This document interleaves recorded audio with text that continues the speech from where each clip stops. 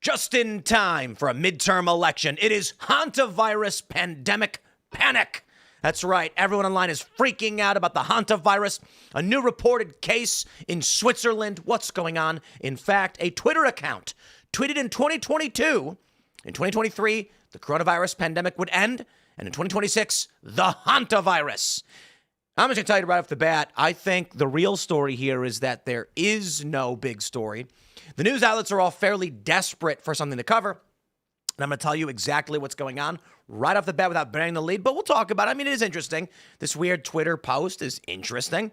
I think all of the editors-in-chiefs of these companies are sitting around like drooling, going like, is there anything to talk about? And then one editor goes, I know we can talk about the hantavirus thing on the cruise. And it's like, okay, let's just write up what they got. Because honestly, when you look at the numbers year over year, this is not spectacular at all. And now you've got posts from like, was it Sarah Palin saying like, do not comply. And I'm sitting here being like, guys, okay, no, I get that. But if we really did get widespread hantavirus pandemic, it's a 40% mortality. I don't think compliance becomes part of the equation when half of the people are dead. And I'm not trying to be cute, but we'll talk about it. It's interesting nonetheless.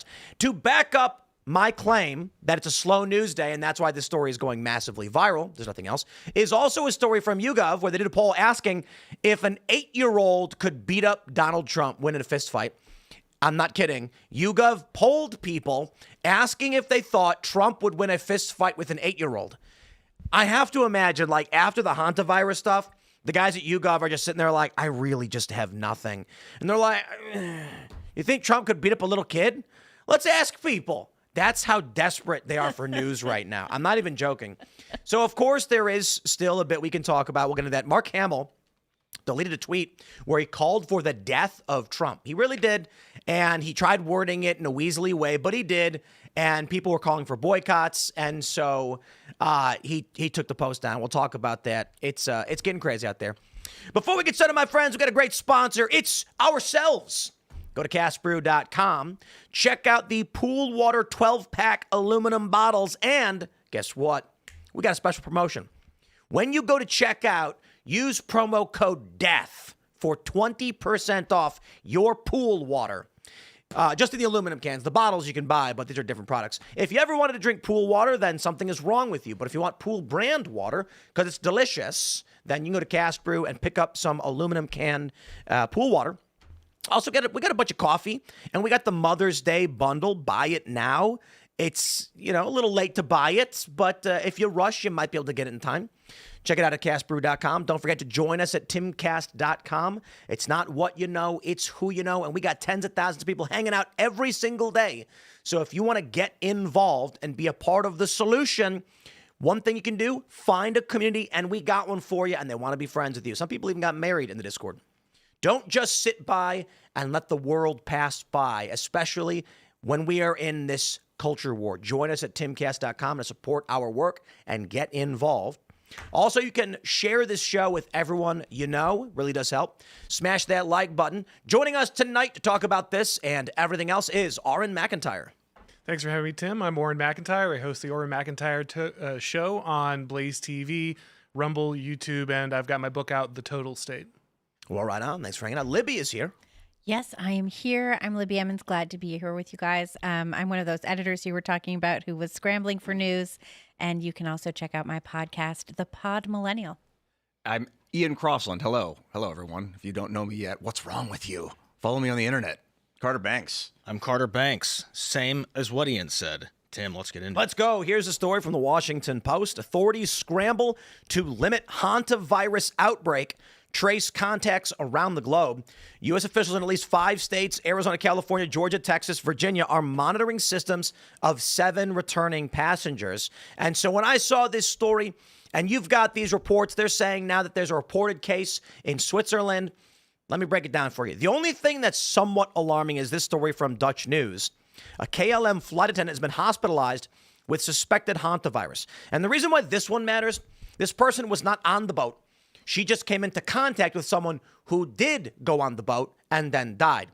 So there is concern that this may be spreading human to human. I just want to stress this, though. The person in Switzerland was apparently on the boat. And when they got off the boat and heard about it, they went to the hospital and they're like, you might actually have this too. So far, I think now we have 3 confirmed deaths, potentially 8 cases that are not confirmed, not lab tested. We don't know.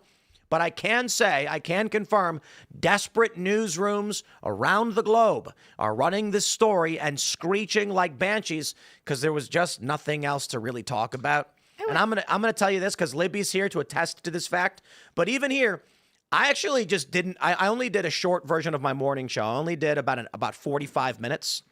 Because going through all the news, I was like, look, Mark Hamill called for the president to be killed or to die or whatever. That's news. Then I was just like, people are talking about hantavirus. I did my research, and I found that this hantavirus outbreak, they're calling it, is unremarkable. And actually, the past several years have been substantially worse than whatever this is. And I was like, is that what it is? Because we're sitting here, and I'm going like, I'm in the Slack, like, guys, is this big news? And people are like shrugging. And I'm sure that's what's happening with Libby, right? Yeah, but I will say that I dug deep and found more and better news. Like there was a mayoral debate in LA last night. That was pretty good. Spencer Pratt really did a great job against Karen Bass and Nithya Raman. So apparently one of the big stories is that Karen Bass admitted the reservoir was supposed to be used for fire. Yes, she did. She said a million years ago it was used for fires, but recently we've been using it for drinking water. And when Spencer Pratt was like, these are for fires, why were they drained? So that was, I thought she apparently admitted it. Yeah. She said, well, they are for fires. And that opens them up to civil liability, which is great. Yeah, which is good. And Spencer Pratt said on the debate stage, you know, I blame you for burning down my house and my parents' house and all of my neighbors' homes, my kids' school and everything else. Well, but let's I thought that was good. But yeah, okay, what's I'll up with bring the it back to the hantavirus? Hansa for a second. Yeah. Conspiracy theory. Do you think that sponsored by Pfizer? I'm just calling out, like, I remember the news when it was like sponsored by Pfizer. What's this? June 11th, 2022, Soothsayer. This is an account that I guess says reads the future. And, Star of Venus, Eye of Horus. They said 2023 Corona ended, 2026 hantavirus. Hanta. I was looking into Isn't that what- the people they were following, and one of them was Bill Gates. Wait, what? Yeah. They're Isn't following like 18 people, and like one of them is Bill Gates. Finger on the pulse. Following black hole. Didn't Gene Hackman's wife die of hantavirus Yes. recently? So Indeed. And hantavirus, that's the thing where you we were talking about this in the chat today, because as you said, there wasn't that much to talk about. It's the thing where it's like rat poop, basically. That's how, yeah, that's how it gets That's how you transmitted get it. You just breathe in the rat poop. Is that what it is? You breathe it in? I think you breathe it in. I can't imagine That is wanting indeed- to go on one of that these is indeed- cruise ships. It just seems like a plague ship to me. Yeah, the sanitation So is probably... gross. So take a look. Someone actually made a website. You want to know what's really crazy about this? You see this website, you're like, wow, Hanta Tracker. You can go on Claude and literally just type in, make a website that shows the globe and tracks hantavirus by country, and it'll do it in 20 seconds. And then you can just upload it and run it. Yes. Which I would not be surprised if it's what they did. So this is the intensity of outbreak per nation, and that's... No, this is the amount of news articles, I guess. Is that what it is? The reason I brought it up... Yeah, look at this. There's 9 cases and 3 deaths, and someone made a global Hanta Tracker. Guys, listen, I understand, like, I love this story with Soothsayer because the conspiracy stuff is much more fun. Mm-hmm. There's like 4 tweets, and one of them is hantavirus. And I'm just imagining, like, Bill Gates has an intern, some like 24-year-old chick, and she's like doing selfies, and she's like, I can see the future with astrology. And then Bill Gates walked in and goes, I think after coronavirus is over in 23, we should launch the hantavirus. And then she's just texting. She's like, yeah. This thing... what I wonder is the news slow today because the people that are trying to produce a global pandemic wanted to shut down all the other news so everyone could focus on hantavirus. They could cause it's just been panic, slow and all then they could week. start building vaccines for it. Like, that's my crazy... I don't think it's just been slow all week, I think. I think it's been it's like wavy. Mm-hmm. You know, we've had like big story and then like kind of nothing, and Also, part of it is that no one wants to talk about the war. Yeah, I was going there's nothing to talk about. Well, that's the thing. Listen, my conspiracy theory is that, well, it's not my. I'm going to say a conspiracy theory that I think is fun is Donald Trump was like, we nuked USAID. We've stripped the liberal economic order of their cycle of money. Now we need to build up our own. So what he does is he's like, okay, every other week, I'm going to announce the war is over so that prices drop. Right. As soon as I fire another missile, short them again. Right. You know, buy in, it goes to the top, sell, short, then I'll announce the war's over, it'll go down, and they're just funneling money to them like a vacuum cleaner. This is a really fascinating aspect of one of your opponent's real weapons being your own nation's economy. Like, Iran knows it could never actually militarily destroy the United States, but it does know that it's basically sitting on this massive resource, and ultimately it can control the flow of economic output. And so, you know, you have this phenomenon where Trump is literally fighting the wars over the weekend so that they don't impact the markets, and then declaring them over during the week, and then going back, and he's just cycling over and over again. So it creates this really strange dynamic where, like, there's these little bursts of conflict whenever they won't wreck the market, and then they pull it back in just in time to set everything back on course. And that's to remove Iran's ability to ultimately tank the markets and create economic pain on the United States, which is their greatest weapon. They're never going to win with missiles. They're going to win by harming the stock market. And Donald Trump knows that. That's why they're fighting the war the way they are. Do you think that the market should be 7 days a week, 24 hours, 7 day a week? Because that's how the crypto markets are. Yeah, no, I don't think it should be at all. I think we should go back to like when stores were all closed on Sunday, and there was just a day when nobody could get anything done. I'm a massive supporter. I'm going to go ahead and just say that the flow of this conversation leaves me vindicated that not even any of you care about hantavirus. No, it's don't just care. another. I don't The thing really- about, the thing about COVID, this is what I remember the day it happened. I was like, wow. Because I'm thinking a manifestation of the future. I'm like, if we pretend like this is going to be a big deal, is it going to become a global pandemic? And I'm like, wow, what if it did? That'd be Hyperstition. cool. Yeah. And then it did. And I was like, wow, what if we just dismissed it? Would it have just went away? Would that have been like another flu? Like Were you in Jersey with us when it started? Yeah. Because I remember we were in the basement, and I remember when Trump made the announcement in March, like we're shutting the country down, and we were like, fuck. I remember talking to you about it. Like it was in February, March. Yeah, it was super early. We were like, and that's when we put all the gold bars in the wall to hide it. Oh wait, I should have said that. I mean, That sounds like my it is an great Wait, did we get those? yeah, they're here. I don't even know what you're talking about. Again, it is an interesting dynamic that, like, Trump's relatively successful first term was completely train wrecked because of the pandemic and everything that came after it, all the madness. And then basically halfway through a presidency, you're also seeing another story about pandemics. This one seems less likely to take over, but This isn't the first time. Wasn't there another story in 2024 or something where people were like, oh man. Oh, there was a Gay sex bug. I don't know. Oh, yeah, there was right, gay yeah, sex bug. yeah. It was the anal. gay sex bug. Oh, the monkey. Yes. Oh, yeah, Monkey Yeah, but that was during Biden. Small children and dogs kept coming down with it. Right, that was we so needed to make that. unpleasant. Well, because disappear immediately. as everybody knows, kids and dogs like being friends with monkeys. They won't touch poop. I think that's why. But it was like, watch. Well, hold on. What if this is Donald Trump being like, we're going to do our own pandemic. We're going to take their idea, use it against them.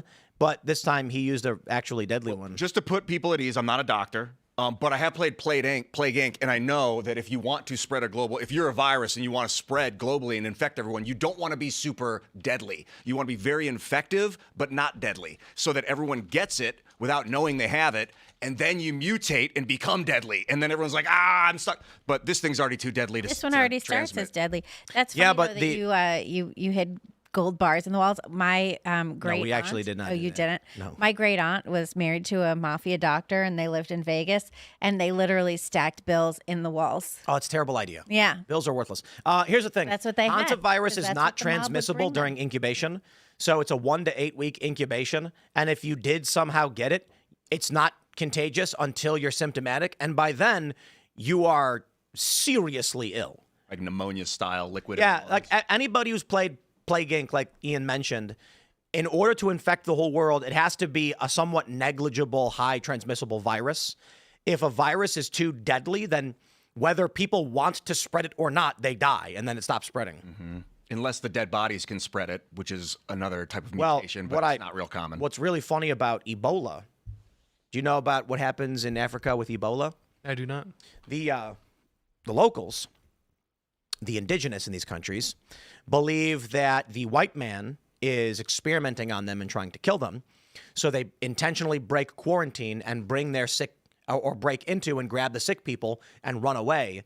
And that's why it's really hard to contain Ebola. Yeah, that makes sense. Yeah. Then you also have, like with South Africa, they think AIDS is magic.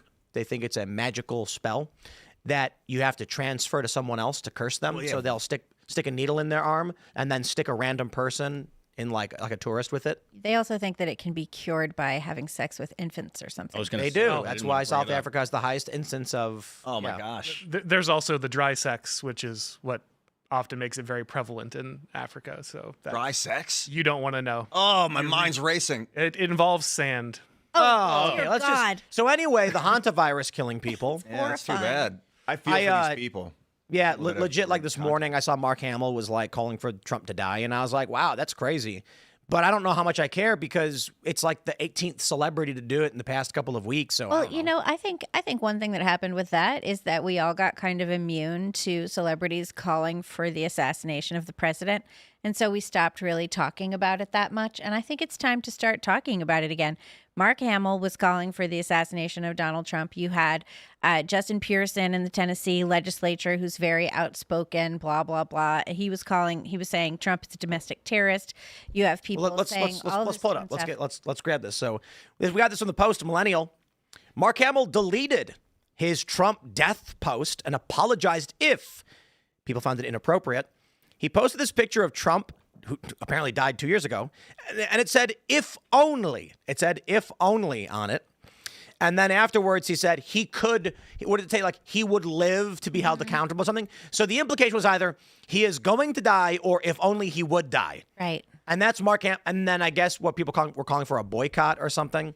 Yeah, we have no, this story Jack as well. Posobiec and some other people were calling to boycott the upcoming, what is it, Mandalorian and Grogu. He's in it. I don't know, but I mean, I forgot that movie was hold coming on, hold out. on, wait. It's part of People the actually Star watch Wars. that stuff. I don't know. Now I watched Daredevil season finale, and it was fantastic. Okay, and then I watched The Boys, and I got to be honest. You know what The Boys does really well? If they, here's what I think happens.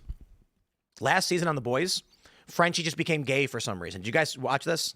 I didn't watch it. And The whole show, Frenchie's like trying to mac this Asian chick, and then all of a sudden he's like, "Oh, so I am gay for some reason," just for like 2 episodes. And you know what I think it is? The last episode had nothing to do with Trump, nothing to do with Trump or Antifa or anything. I think there's a handful of writers that are just like gooning to being like, "Yeah, Trump is bad," and so the episodes like are schizophrenic. So like yesterday's episode had nothing to do with politics, and it was really good. It depends on who's the lead chair. Yeah. Yeah. So anyway, I mean, Kripke's a pretty horrific individual, but Who? Kripke, the guy who runs the show. I don't know. I mean, I stopped watching it in season 1. Halfway through, they had to make some incredibly lazy storyline about how the Christian conservatives were the real evil people, and they are all secretly gay child molesters. I And it's like, remember that. oh, so this again? It's all anti-white, anti-Christian. That's the show. Big surprise. When the episodes don't contain any of that, it's a really great show. And then when it does, you're like, here we go again. But anyway, my point is, Star Wars is trash anyway, and I don't know why anybody would want to watch it at this point. No, me and neither. it's like, it was funny when they came out with the sequels, and Mark Hamill was actually protesting. He was complaining the whole time about how bad they were. And then eventually just goes, "Yeah, okay, I guess they're good." And it's like, you're a coward. Like, He is, and he hasn't had a decent part other than Skywalker. he's Joker. Yeah. And he's Oh, is he? real It was good. a He did the memorable Joker. voice. He's the best Joker there he's the- ever he's has the been. voice. Well, that kind of in like all the video games and animated films, animated series for 30 years, he is he's the had best Joker. 2 And it's parts. fascinating. People don't know this. He was a relatively young man when he started voicing the Joker. Hey, full disclosure, I love his acting. Relatively. I thought he was a little campy. I mean, Mark, you probably think you were campy in Star Wars in the first one because everybody was campy in it. That's how George the wanted it. 70s. That's how it goes. But spectacular actor. Doesn't We- mean I agree with all your political opinions, brother, but We all like Heath Ledger's Joker, but that's like a unique thing in terms of there's a couple there's really just one Batman and there's really just one Joker. Michael Keaton. No. That was what I Kevin was Conroy. raised I on. love But Jack Michael Nicholson. Keaton. Yeah. Incorrect. Kevin Conroy and Mark Hamill. Who's He's also the cartoon Batman. He died, rest in peace. But for 30 years, Yep. he was Batman in everything, and he had the perfect voice for Batman. Oh, And yeah. Mark Hamill really has the best He was voice in for Batman Joker. Beyond. He was in all the video games. He was in the original cartoon. Yeah. Dude, it's unquestionably the best voice for Batman. No best doubt. voice. But what do you think? Best Christian actor Bale who's was the ever. be- No. Most people no. say it's Christian Bale. I think Incorrect. But maybe that's because they've only seen Christian Bale and like Michael. All Keaton. of the I movie liked Michael Batmans Keaton are 'cause just he was such a interesting gentleman, one-offs. You know? Kevin Conroy is iconic Batman acting. He nailed it. I believe it. I mean, you And know again, more, shout out to Mark Hamill. His Joker is the best Joker. It's absolutely incredible. That being said, he's insane.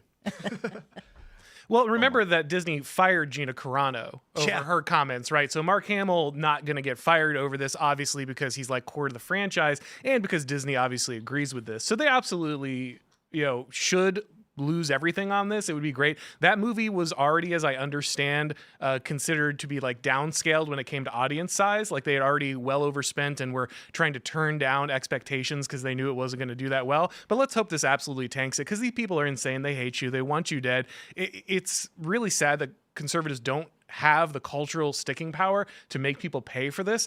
When Jimmy Kimmel did his monologue on Charlie Kirk's assassination, me and Benny Johnson worked as hard as we could to get that guy fired, and we got him taken off the air for like a week or something, which it was like 4 or 5 right, days exactly. or Like something. it wasn't even able to stick. So even in that moment where like someone had literally been murdered in front of everyone, and there was like the most amount of ferocity you would ever see from the conservative movement over it, even in that moment, it was difficult to leverage that for a full cancellation for a guy like Jimmy Kimmel, who's an absolute loser anyway. So I hate to say that I don't think conservatives are going to make any real hay about this, but they absolutely should. There's no reason you should give people who want to kill you your money. Like, you really deserve what you get if you keep doing that. Do you think it's because He's real quick. He's also got a recurring role in Invincible, which is a massive show. Invincible and is great. Just launched a new video game. So Mark Hamill is in Invincible? Yes. Who is he in Invincible? He plays Art Rosenbaum. He plays the costume maker. yeah. So it's a bit part. It's not a bit part. It's a recurring role. But come on, like It's a key part. I mean, it's yeah. Like a great he's show. in all the I seasons. like in Star Wars Episode 4, 5, and 6, the first 3, how he became a better actor from into the second one, and then by the third one, like he's embodied this Jedi. Like he truly became, like the Force flowed through Mark Hamill to play Luke Skywalker. I believe that. That was my favorite movie growing up, was Return of the Jedi, dude. That being said, that was all I had to say. okay. I was going to say something else, but I got sidetracked by how awesome Mark Hamill is in Star Wars. And now dude. he calls for the assassination of the president. Oh, and so do most of the people in Hollywood. So you said that they want to kill you. I'm not sure. Are you being hyperbolic, or do you mean like global economic order banking systems would rather think see just American death. citizens dead than deal with them No, economically? I mean, the left sees our politics are quickly becoming existential in a way that Americans are simply not prepared for. Like, we have this belief that really we just peacefully transfer power and that's how the system works. And it's been true for a while in the United States, but realistically, that's just not over history how politics works. And we're entering a moment in which we have become so divided that there's simply no way that you're going to heal this thing. We're not going to talk it out or have some kind of rational conversation about what's going on. So the left is drawing the very basic conclusion that if they ever lose a election, they basically just need to murder whoever won. Like, that really is their absolute understanding of what's going on here. And they have not received enough of a penalty for their repeated attempts to do so. So it's just going to keep escalating until the right takes it seriously, which they seem pretty determined not to. I need to give some context too for a lot of people who just don't understand. Mark Hamill is Luke Skywalker and the Joker. Probably his. I would argue the Joker is a more iconic role. It was for he for 30 years he played the Joker in all of these mediums, and a lot of people don't realize this. Number 17, Joker's Answering Machine, Batman the Animated Series. Hey, bucko, I'd be a little more careful with the luggage if I were you. Otherwise, you might lose your tip. Not to mention your head. Only Mark Hamill's Joker could make an answering machine greeting so terrifying. Anyway, the point is, that was an example of him voicing the Joker, and he's in the video game, and he's got actually some really horrifying lines in the games when they make Joker actually murder people and stuff like that. Yeah, but anyway, back to your point. Sorry for we can go back to these people we cannot reconcile our differences, and they want to kill us. So you were saying? I spend a lot of time with like moderate liberals, so I think that's why when I'm around liberal people, they're usually pretty moderate. So I don't see the extreme that you have noticed, or like you see the scale. You tend to see things in scales, I think, too, like historically. Well, there was this fascinating thing the other day where Stephen Colbert was interviewing Obama, and they were talking about if Mamdani is the future of the Democrat Party, and they agreed that, he probably is. And Colbert said something really fascinating, which was, he said, my kids come up to me and they say, Dad, you're a liberal. We're leftists. Yeah, And I think that's what Yeah, everyone is radicalizing. There is no center anymore. It's being torn apart, and that's not a mistake. That is both the natural gradient that the dialectic is going to take and the intentional way it's being pushed by many different actors. There was just a piece in Compact magazine. They were the people who did that piece about basically how all the white guys had been frozen out of hiring in media and corporations. And they did a follow-up piece on medical stuff. And basically it's this guy talking about coming in after the day that Charlie Kirk got shot. And basically all of the nurses, all of the doctors are just laughing, celebrating Charlie Kirk's death, talking about how he deserved it. What a fascist, what a white supremacist. These are the people who are responsible for your medical care. They're the people who have you under the knife. And if they find out you're a conservative, what happens next? Like, people do not understand how deep this runs. Well, saw that conservatives in are Australia. unwilling to use power. Yep. What I will say is in the redistricting fight, it looks surprisingly like the conservatives are actually fighting right now. Finally. Much better. Yeah, I mean, Finally. the Supreme Court justices fighting. I was actually surprised by that. Well, Clarence Thomas is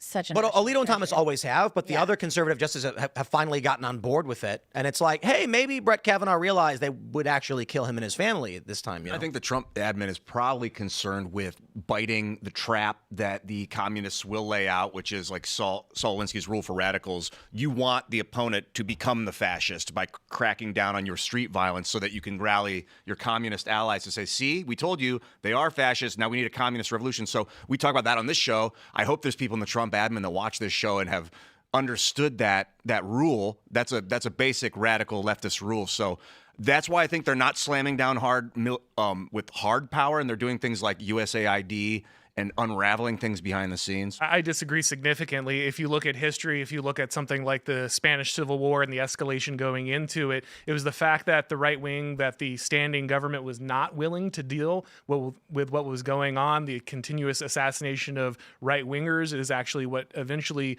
drove people towards someone like a Francisco Franco to solve the problem. So if you crack down early and hard, you end up in a scenario where people don't believe they can get away with violence, and you don't see the spiral of escalation. But when you allow that, you build this basically broken windows scenario. I'm sure you're familiar with broken windows policing, the idea that if you allow these in your neighborhood, it's only going to get worse because people see it's allowable and they don't care to take care of the thing around them. Same thing is true with political violence. Once you recognize that political violence is on the table, it becomes the only option. It becomes the superior strategy in every scenario. So if you don't nip it in the bud, if you don't secure the monopoly on violence as the state, someone else will do violence. And if you allow these radical leftists to do it, it will only get worse. Well, and we're in a situation now where people who follow the laws are held accountable to the laws. And if you don't follow the laws and you're just a criminal, you're not held accountable at all. We've seen so many people and so many stories of people getting off after committing rapes or murders or really vile things, being said that they are not mentally capable to stand trial, but for some reason they're mentally capable to wander around society and kill people. Yeah, Sam Francis called this a narco-tyranny. And That's again, what it's it is, an intentional strategy that this is not a mistake. When you recognize that you can leverage the lower classes against the middle class that actually have the power to change things, the capital, the votes, the organization, you can actually destroy all of your up-and-coming opponents while maintaining your own power as an elite. So this is actually a surprisingly active strategy. It's not some mistake because our elites are stupid. So No, you're it's saying effective and intentional. Yeah. that the elite class will mobilize the lower class to attack the middle class. Yes. To High and low versus middle. You always kill the landowners. You always kill the kulaks. You always kill the people in the Mao, middle because they're the only people Cambodia. who can ascend. They're the only people who have the money, Right. the strategy, the leisure time to organize politically and fight back against the higher class. Lower classes are never able to do that. They're always a tool of elites that are able to organize for them. So what's this phenomenon of like rich kids that join Antifa? They're the elites who are controlling High the and lower, low versus the middle. lower classes. It's the same thing. Oh, was that I wasn't in? I wasn't in? I thought I was still You're hitting going it. like this. Yeah, I was trying to angle out. Like if you look at Mamdani, right? Mamdani's a rich kid. His parents are, internationally wealthy. Naturalize and deport. and all of this stuff, and they've got their compound in Uganda, so they can I probably think, just go right back. But he's mobilizing the lower classes against the middle, and that's why you even have black middle class homeowners in New York City being like, "What the hell are you doing? I think Why are you depriving us of our wealth that we?" in any functioning worked hard country, to the get. moment Mamdani said that he would defy the will of the American voters to protect illegal immigrants in this country, the federal government would intervene, issue emergency management, some kind of like Reconstruction era move. But I don't know if we have any kind of real strength in our political class. I don't know if Donald Trump has the strength for this kind of thing. I can't imagine they're unaware of it. I mean, Harmeet Dillon especially has to be aware of it. Well, she's working hard at this. She just brought she's working against UCLA David Geffen School of Medicine or whatever it is right now, and she said that she found that they were absolutely discriminating against white and Asian students, and she's, working to hold them accountable for that. But after Mamdani, I had a similar thought. I was like, Trump's going to have to do something about this. This is crazy. We've got this socialist running our biggest and most important city. And instead, Mamdani was invited into the halls of power to pal around with the other powerful guy. And it was just like, oh, look, two powerful men who are in control and we get nothing. It's not about the Asian stuff or the affirmative action, whatever. That's a culture war thing. What Mamdani represented when he campaigned explicitly on, I know what the American people have voted for, and I will weaponize the wealth and resources of this city against them. Mm-hmm. That person should be charged with sedition. Instead, Trump invites him to the White House. Well, I think because he just said he was going to do it. He is doing it. He said it again. He said it again. But saying I'm going to do a crime is not illegal. No. Sedition is when you can speak sedition.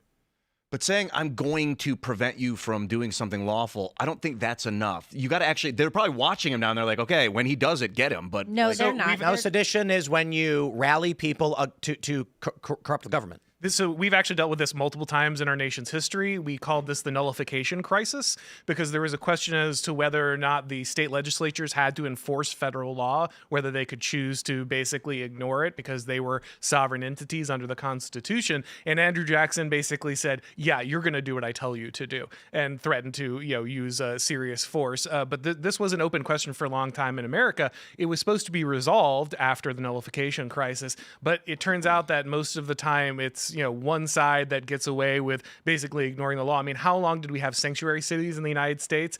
Flagrant violations of the law, obvious instance of nullification. No one did anything about it. We've had them since Vietnam. Absolutely. And then the right, when they came, are in those situations, never do anything like that. So now recently you have, again, nullification with Mamdani holding a press conference saying, we will not comply with federal law enforcement on immigration. So here's a guy who campaigns saying, if you vote for me in this city, I will fight against the American people. That's what he said, explicitly. I'm paraphrasing. We're against the federal government, against the federal. No, against the American people. Well, not every American person. The American people voted on a top issue, which was immigration, with even black voters in Chicago saying we are being replaced. Donald Trump wins the plurality with a mandate. The people want immigration enforced. Mamdani went to New Yorkers and said, vote for me and I will fight them. I will stop them. And he's actively been doing it. He should be criminally charged with sedition for this. Instead, Trump invites him to the White House and says, oh, I like him. So, yep. And they're pals. And Mamdani has said that he gives Trump a call, and the two of them love New York City. And so they want to do what's best for the city.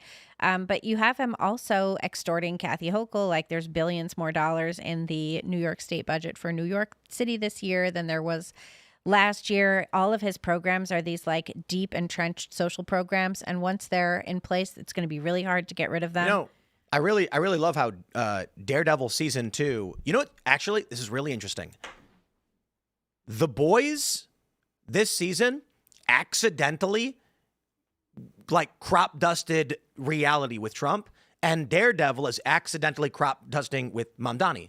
So, have you guys watched The Boys or Daredevil Daredevil Born Again season 2? Not the second season. I saw the first one. So, The Boys, of course, is somewhat frustrating in that they really just ham it up like Trump, is Homelander. And it's kind of weird to be like Trump is Superman as an insult, seriously. So they just make him an asshole, and it's like, okay. But they had an episode of The Boys where Homelander hallucinates this woman he used to suckle on, literally suckle on, because they're obsessed with it. And he says, it's like she floats to him as an angel, has a vision, and he says, I'm the savior, I'm the messiah or whatever. And Trump put out that meme, and everybody was like, this is really weird.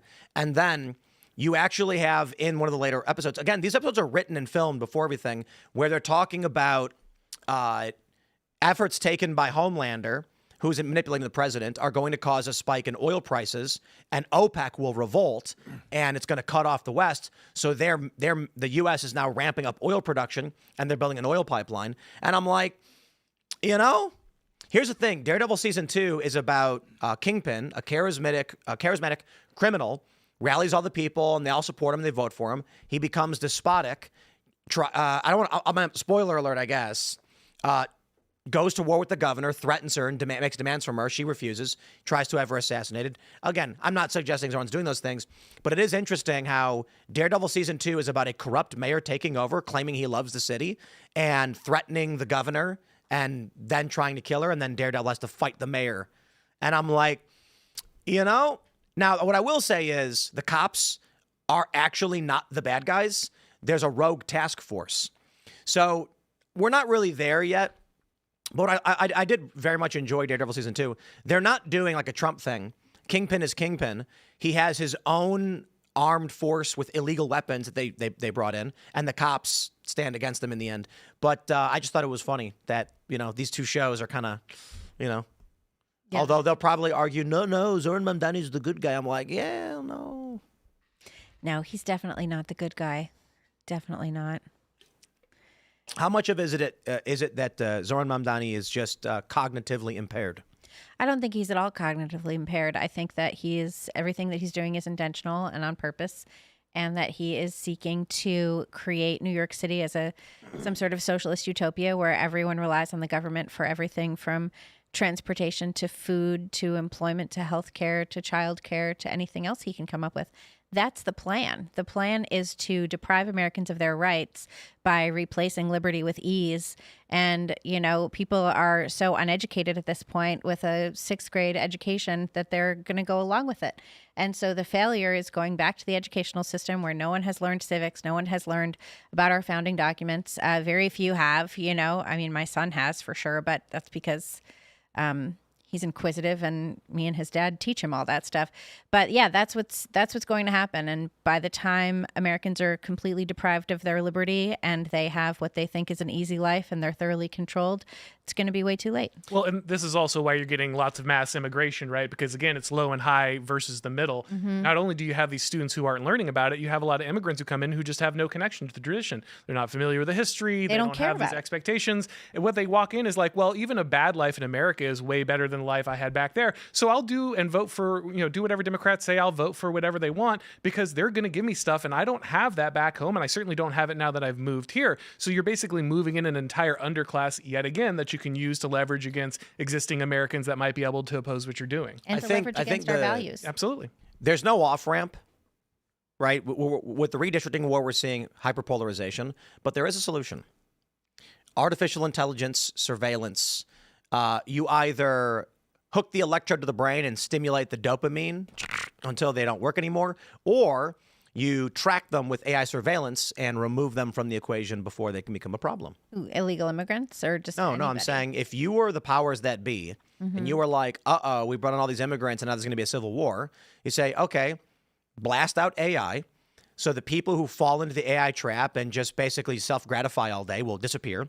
Anybody who tries to stand up will track with mass surveillance and then just remove them on some fake. Your face was identified by a camera. Oh, and they'll give you all kinds of stuff for that. And that is All in of no your way a smart conspiracy fridges. theory. That's literally That's what just what's happening. All of our tech oligarchs are running towards this solution. This is why every single guy is currently obsessed with AI, because they know this is the only way they continue to rule at scale. It's the only way they can control the population. Don't you want to just like put on the VR headset and go to a world exactly as you would describe it? Well, and we've already, putting kill switches in every car in the United States is the current plan that both parties are for some reason rubber stamping. So it's very I'm so let against me ask that. you. I'm You should so be. against it. It's our ancestors fought over tea taxes. Yes, and we're This is insane. We're just going willingly. Yes. Let me ask you. Let's say, like one day, government dudes, men in black, show up to your house or whatever, and they're like, you're a problem for what we're doing, so we're gonna give you a choice.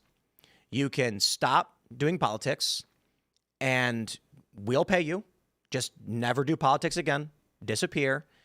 Here's a VR helmet. You can put it on, play video games all day, order pizza, or solitary confinement and merciless beatings. Which would you pick? I mean, the option is go down shooting, right? Like at that point. There's no reason to live in a virtual world like that. There's nothing real there. There's Well, I don't mean literally. I'm saying like we'll pay you to shut up.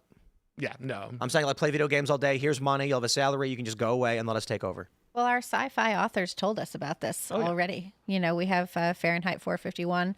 I'm dedicated to being the house on the street that doesn't have the blue light coming from it. You know what we should do? You know what I want to do? I want to launch an advertising firm, and then I just want to just offer money to various political commentators for what seemingly would be like normal products, just to see who would take it. And the products will always be like, this is a really good idea, actually. This would be a great culture jam. You know, with the Animal Farm thing, we saw a ton of conservatives shill for communism because they were paid to do it. But it would be funny to do the inverse to liberals and some more conservatives, too. I'd love to wrap them all up. And then you, like, launch a product where it seems somewhat normal, like, it's a face cream, and it's like, yeah, it's like to clear up your acne. It's like organic, but then it turns out it's made with like aborted baby parts. And just like, see how many conservatives would sell that. Because they'd probably all do it. Well, they wouldn't notice. They wouldn't look into it. They wouldn't. Would you put on the they wouldn't website, be check like, it out. made with aborted baby It was parts? funny, They're that not gonna say whole anything. thing where you were going against the Animal Farm. My son was like, why does Tim hate this Animal Farm? What's up with it? And I told him like the whole thing, and he was like, oh. And then he comes home yesterday. He's like, so I watched the 1958 Animal Farm. It was really good. Like he like went and found the Well, old that was one. made by the CIA. The old one? Yeah, Was the it? cartoon. Interesting. Yeah. Yeah, because they were like, hey, look, communism is bad. Everybody watch. And it bombed. Like, people didn't care. Well, it worked. My son came home and said communism is So bad. let me ask you guys this. Would you be happy if the government started funding anti-communist propaganda? Like, let's say Donald Trump was like, we're going to be launching a new media division, $1 billion in grants for content creators. And then they like gave Seamus Coughlin like $10 million to make cartoons. Depends on how they do it, because I really don't like when people say, I hate communists. Communists are the problem, because I think communism is the problem. If it was a move to educate people about the dangers of communism, I'm in. I feel like they've spent a lot more money on stuff that we don't need. So, But to the question, would you be upset if Donald Trump said we're going to allocate public funding towards anti-communist propaganda? Absolutely not. We already allocate massive amounts of funding to communist propaganda. We call it public schools. So yeah, no, it would be nice to have a little bit of a switch up there. Yeah, I mean, I'd like to see an end to the propagandist funding of our textbooks, making them, pro-Islam and all the rest of it. I'd rather see anti-communist propaganda than anything else. That being said, I'd rather just have good schools where people can learn how to think for themselves and how to form. What if? How would you feel about form Trump opinions. announcing he was going to be enforcing the ban on communism, which is still law? I don't know what that looks like. What is a ban on communism being? Yeah, somebody enforced who is an look avowed like? communist can no longer run for office, disqualified from office. They can't. They're exceptions to the Civil Rights Act. I mean, I think it's fair. If you're an avowed monarchist, you shouldn't be running for public office in the United States. Saying you're allowed that you to, want to but- be king. What was the law called? I don't remember. What was this, The McCarthy? bill, the communism bill. This was like the McCarthy stuff. Yeah, you know that communists are exempt from the Civil Rights Act, right? I mean, I believe that communists shouldn't have civil rights. That's entirely reasonable. If you are, according to the law, and this is why I say the law is meaningless. What matters is the willingness of a people to exert authority. Mm-hmm. It was Josie that actually, went viral on X for posting this. The law, I believe the Civil Rights Act actually has an exemption for communists. That means if you're a communist and you go to like a bakery and some guy is like, hey, you're a particular religion, get out. And he goes, hey, you can't tell me that's a violation of the Civil Rights Act. And they go, wait. You're a communist? Okay, no protections. Well, communism isn't a religion; it's an ideology. It's No. But you have no protections for any reason if you are protected class plus communist. So if they're like, women aren't allowed in here, that's not allowed to go. Actually, I can kick you out because you're a communist. Because I'm a commie. Yeah. Well, Communism is not. You got to teach, I think, every generation about communism, because it comes from just a general Communism human instinct. Control Act of 1954. It comes from this human instinct of we together are strong, which is true. We're communal animals. Communal leading towards, but so people say, if we come together, we can overcome the problem, which is also true. But then what happens? A small group of people are still in control. It's called vanguardism. There are no communist governments. They're all vanguardists. The Chinese, the Soviets, they were vanguardists. So this is actually a really interesting problem. James Burnham wrote a book called The Managerial Revolution, and basically what he was trying to explain is that communism, fascism, and yes, even liberal democracy were all basically converging on the same same system of managerialism, the elite vanguard that you're describing there. And so what we're really talking about is not the issue of communism. What we're talking about is the issue of high-scale centralized governments in a managerial process.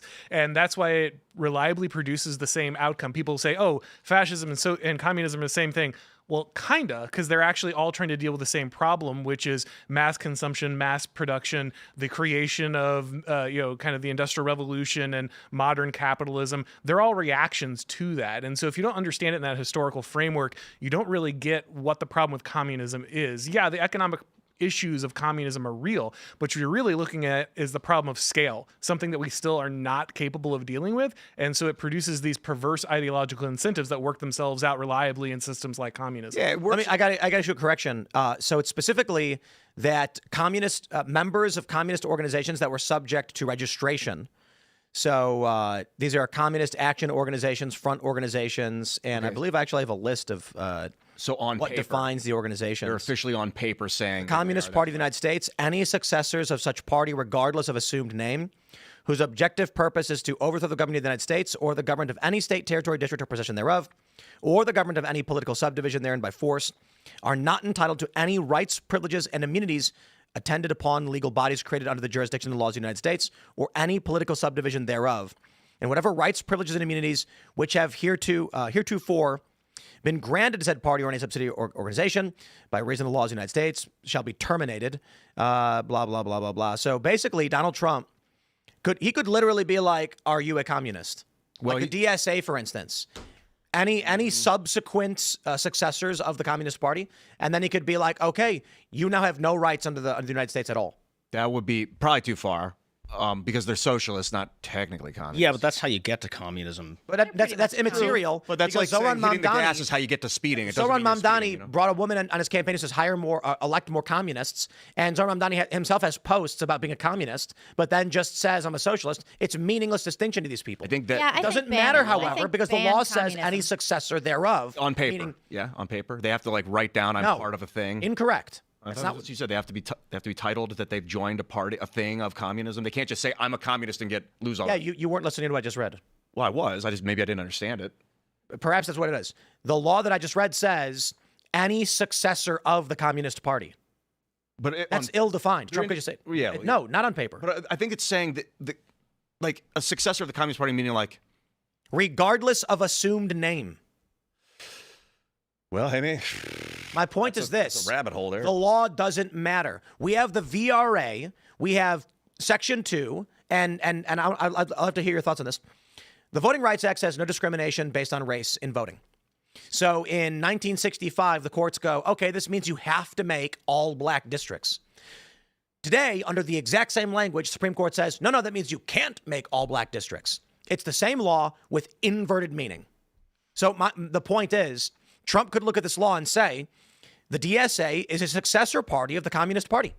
Anybody who says they're DSA has just forfeited all rights.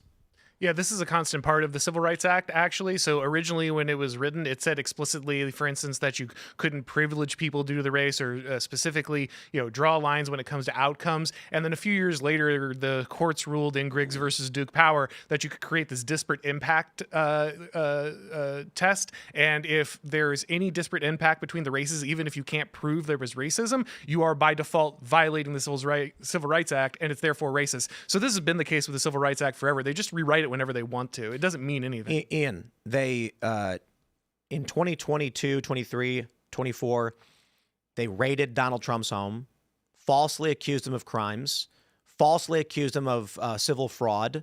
They arrested his lawyers for providing legal service. They sued Texas to block them from being able to redistrict.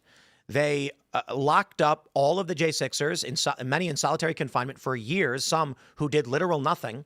Owen Schroyer, who never even walked in the building.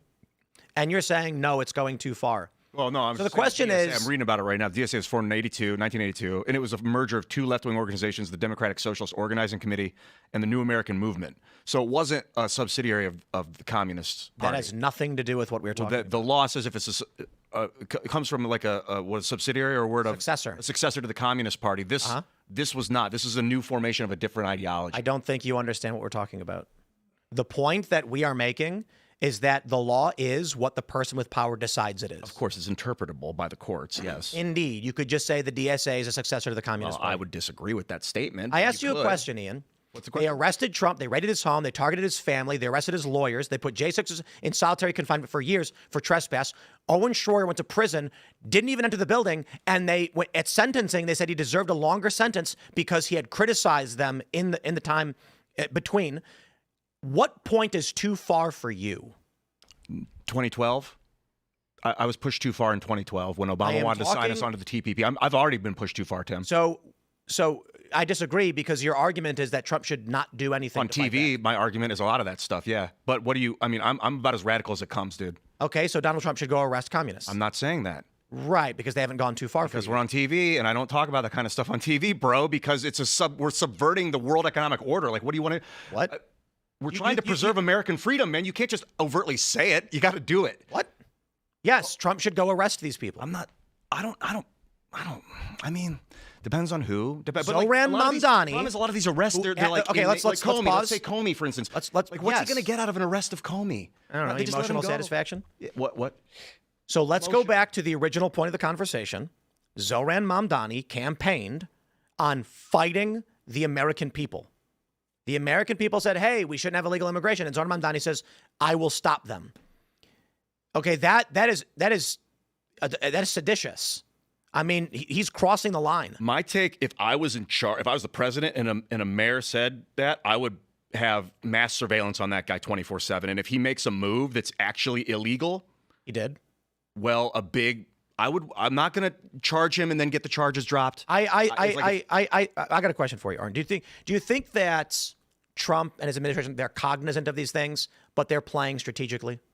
I think they're aware, and I'm with you, that the Trump administration should be far more aggressive and far more creative with its use of the law and power. I will say one thing, however, that is a huge stumbling block. The thing that Biden and Obama and all these people have going for them is that all of the system already aligns with what they want to do and what they want to believe. So the reason that it feels like guys like Obama or Biden are ultimately more powerful when they're in office isn't because they gained any kind of new ability by taking over that office. You know, the Article 2 of the Constitution didn't change. What happens is all the other branches of government, all the other mechanisms, all of the bureaucracy is already aligned with them. And so they just move in that direction and allow them to do whatever they want to do. When Trump's in office, all of that machinery is pushing against it. So I think the administration is doing its best to try to turn that ship. I think that's why you're seeing Army Dillon and others kind of doing good work. But half of her office won't work for her, even now, after so many people have been fired and left, because they just hate the Republicans and they're going to dig in and do that. Same thing with the FBI.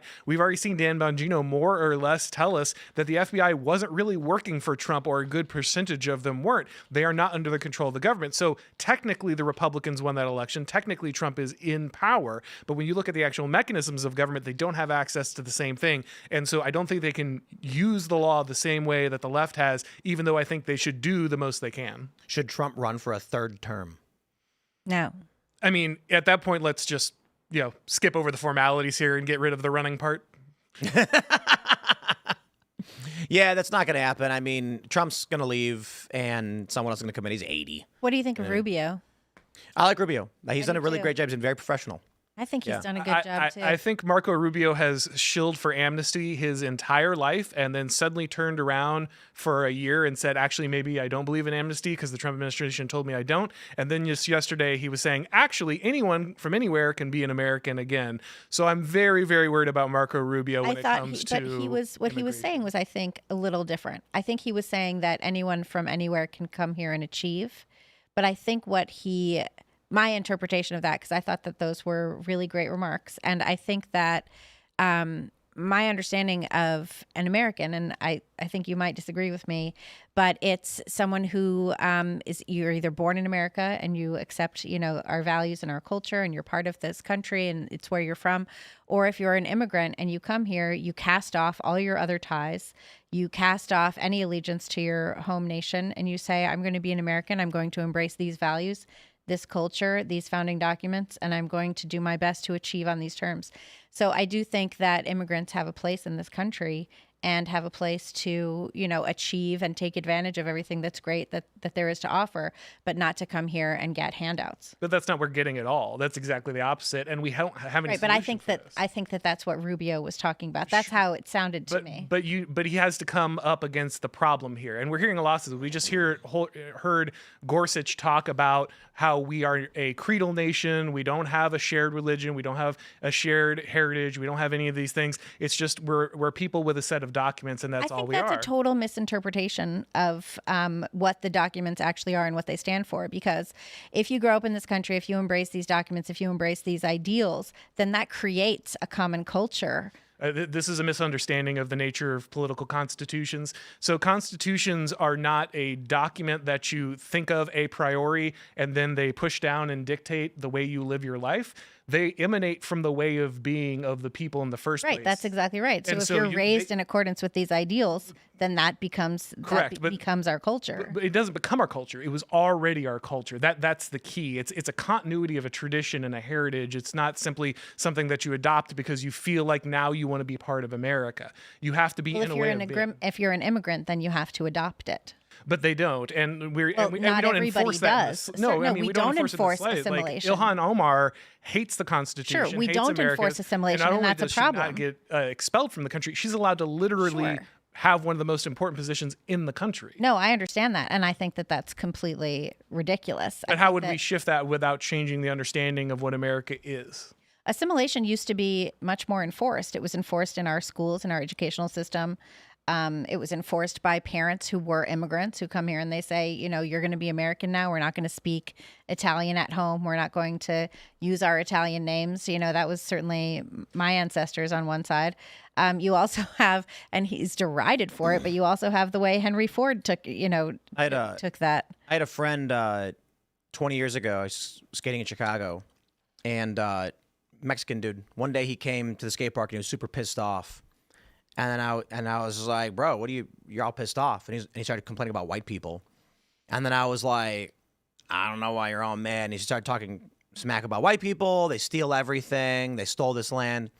And then he said, my grandmother told me to have as many kids as possible so that we can steal the land back from them because we outvote them. And then I was like, wow, sure, whatever. I don't know. I'm skating, bro. I've seen this. It's kind of wild. A common misconception against lower tiered thinking people on the left, they really believe it's about race, that when there's immigration and people on the right are upset that the city is now multicultural, whatever, they're like, oh, they hate black people or they hate Indian people, when the real concern is the cultural what do you want to call it, deconstruction. That's what people there are racists, of course, but there are many people are afraid that the American culture is being diffused, not that the race. It's not about race. Let me play this video for you, Ian, all right? Check this out. So we got this video. It's from Black People of Reddit, and its response is comment: voting may matter within the constitutional republic, but while the constitutional republic is nearly an open-air prison, listen to what this man has to say. Apparently, we can't listen to what he has to say. Let me pause real quick and make sure we're listening, but I heard nothing. It's because it's default muted. Listening and hearing are not the same I am thing. so fucking tired of white men cosplaying the apocalypse. The only fucking reason why we needed the goddamn Voting Rights Act in the first place is because of white men. I don't care that you don't fucking see the value in it. Neither did your great-grandfather. And that's the fucking reason we have it. It got passed in the fucking 60s. I am tired of it. I'm tired of fucking pretending that the motherfuckers responsible for us needing it aren't alive. They're alive, and you call them grandma. So no, white boy, I don't care what the fuck you think about the goddamn Voting Rights Act. I don't care. I don't care what any white person thinks about it. At fucking all. Because the only reason we need any of this shit is because white people needed to be told in writing not to be awful. That's why. You guys Someone don't should like tell that him in part, writing but not that's to be what awful. laws are. They're telling you not to be a piece of shit. It's very weird that we have so many fucking laws surrounding race because white men won't fucking be better. They won't be better. They won't do better. It doesn't fucking matter what year it is. In the year of our Lord, 2026, we are still discussing the merits of black people fucking voting because you are not different than your fucking ancestors. You know, I thought about it for a while. The first reaction I had was like, it was like a visceral angered him at just attacking white people. And I'm not completely white, but I'm a little. And then I stopped and really thought about what he was saying, and I was like, no, I mean, he's right. People need to be told based on their race to be better. And when it turns out, according to the FBI crime stats, that it's largely black men committing all the violent crimes, this man has inspired me. And I think based on his advocacy and his name, we shall put forth laws that give you harsher penalties if you commit a crime while being black. Is that the argument he's making? Is that what you would like, sir? Well, he says white men are bad and they got to do better. And I'm like, yeah. And, and there's bad people who are black. So maybe if he says we need laws to stop white people from being bad, maybe if we make laws specifically targeting black people the way he's argued, it might stop the murders. Is that the point? He would probably tell you that there already are those laws in place. If this dude was a white dude with like maybe a shaved head and he was screaming about black people, That's the black point. people. Could you imagine how much negative attention he'd be getting? You know what we can do? We can put this through AI and actually do that, and that'd be hilarious. That's a good idea. It was such a racist. That's like the first good The use reason of we needed AI these laws I in the have first ever place heard because of in my black life. men. Well, I mean, the funny thing about this is, we're doing the old, well, what if the roles were reversed, which is, yeah, okay, so obviously you can be racist against white people and not black people, news at 11. But also, like, the bigger part of his rant here is like, well, why do you have so many laws centered around race? And actually, that's a really great question, right? Because the left says we have to have them because America is inherently racist. And without that, we're going to have all of the racist outcomes that Americans really want. But the funny thing is you can't get Republicans to roll these back either, usually. Like, it's kind of impressive that we finally saw that in the Voting Rights Act. And once again, God bless Clarence Thomas and his absolute, like, just carrying the constitutional order on his shoulders. However, one of the reasons those laws exist is despite decades and decades and decades of basically rigging the entire system in favor of minorities, we still see disparate outcomes. We have changed the laws to make it harder to fire minorities, easier to hire them, make it basically illegal to have too many white people in your office. We've done this None of with these things education, and none of this has significantly shifted the outcomes. In fact, they've become worse. That was one of the things that radicalized me as well in 2012. I went to Occupy Wall Street 2011, whatever it was, and I was going to speak and read the Constitution. They're like, no, we had too many white people speak. Sit You were a down. victim of the progressive stack. I also want to just point out the stupidity here. When he's like, you call him grandma. Like, bro, that was 1965. My grandparents are not alive. I'm 40 years old, dude. So look, bro, we're post-slavery. This country's still young. There are some 100-year-olds around, I guess, but in 1965, when these laws were being passed, the voting bloc that was influencing this, that passed this, they were in their late 30s or 40s. Those people are not 100. They're not around anymore. Well, everyone also 16-year-old, forgets that. Everyone also always forgets that march on Washington was a march for civil rights and jobs. So there were a lot of working class people out there who just wanted, like, a job. They just wanted, like, decent wages. And that was a huge part of it. And that was a huge part of how you got such a wide coalition of people who were in favor of these, in favor of that whole, like civil what? rights thing. In what way did they get jobs? What were they looking for? Oh, I don't know if they got jobs, but that was what the march was called, And I know that, like, I know there's people in my family, ancestors, whatever, people who went to the march, and that's what they were there for. It was like civil rights and jobs. They wanted, like, just like people now today are like, we want good jobs so we can raise our families, without worrying about having to get 5 jobs. It's the same kind of thing. I want to nitpick this guy's argument a little bit because America is a very young country and it's just freshly post-slavery in the grand scheme of things, 100 years or whatever, 170 years, 160 years. So, like, our slaves happen to be from one part of the world. That's the skin color of those people happened to be the way that was. It's not like if we'd taken Indian slaves, then this whole thing would be about Indians wanting Indian rights and Indians. Well, Did you see the thing, though, the Green Party in the UK? Did you see this woman in the Green Party? She was demanding reparations for slavery from the government. And it turned out, it's whatever, Green Party, they're idiots. But this black woman in the UK demanding reparations. And it turned out that she was descended from a tribe that sold Africans into slavery. I mean, if you look at it now, there's more slavery right now in the Middle East than there was during the entire slave trade in the United States. I gotta say something, because the one thing I can respect for a lot of the social justice stuff is I was hanging out at the poker room as one does, and there was a black dude he was playing, and a question came up. I can't remember why, but someone mentioned like Europe and their like grandparents, and I said, "Oh, you can become a citizen." Like apparently, in some circumstances, if like your grandparent is from there, you can go back and then reapply. And then this guy asked me, he's like, "Oh, you could do that?" And I was like, "No, I can't do that." I was like, "I can get a B visa from Korea, which is like a 2-year live work for being part Korean." And he goes, "Yeah." He's like, "I don't got nothing like that because I don't know where my family came from." And I was like, "Oh." I was like, "Yeah, that's kind of messed up." And he's like, "Yeah." And then he's like, "You like Trump?" And I was like, "Yeah." And he goes, "I love Trump." I just thought it was funny that, like, this conversation, he's pointing out that the history of many of most black people in this country, I say most because there's people coming from Haiti or they emigrate here, but there are a lot of people who are descended from slaves. They don't have that, I know where my country is. At the same time, this guy loved Trump and he hated Democrats. Well, his country is right here. Like, this is his country. Well, Black Americans but a real ethnogenesis because of that, because they didn't have any tie to previous heritage. Right, like tribes. this, like America is the country for Black Americans. Like, I that's your country, can that's your point, nation. yes, but I also think there is something, I can respect the position of, I don't have that. The guy wasn't complaining. He wasn't saying, "I've been aggrieved." He was just like, "Yeah, I don't have that." I was like, "Oh, yeah, wow. Like, I understand." Yeah, it is But he horrible. loved Trump, and it was funny. And then some white guy at the table said Trump is the worst ever. I just think it's hilarious. And I'm like, you know, he said to me, he goes, "Trump's a gangster." And he's like, "And all the black people love him." And I was like, "I don't know about all of them." And he was like, "Well, where I come from." And then the white guys at the table were just like, "He's the worst president we've ever had." It's just a funny contrast. I don't think he's even close to the worst president we've ever had. No, I think he's one of the best, actually. Yeah. At least he's the best president of my lifetime. And I said that, and I was like, guys, you got to understand the bar is underground at this point. So there being a bar laying on the ground, and that's Trump, and we can just like look at it, is better than we've had in He's our life. bucking the CIA. He seems to be, which is what Kennedy tried to do and failed at because I think Trump was ready for it. Yes. What do you say? Rip him to shreds, scatter him in the wind or whatever, splinter him? Yeah, Kennedy said that, and then I don't know when he ended up at the bottom of And then he died.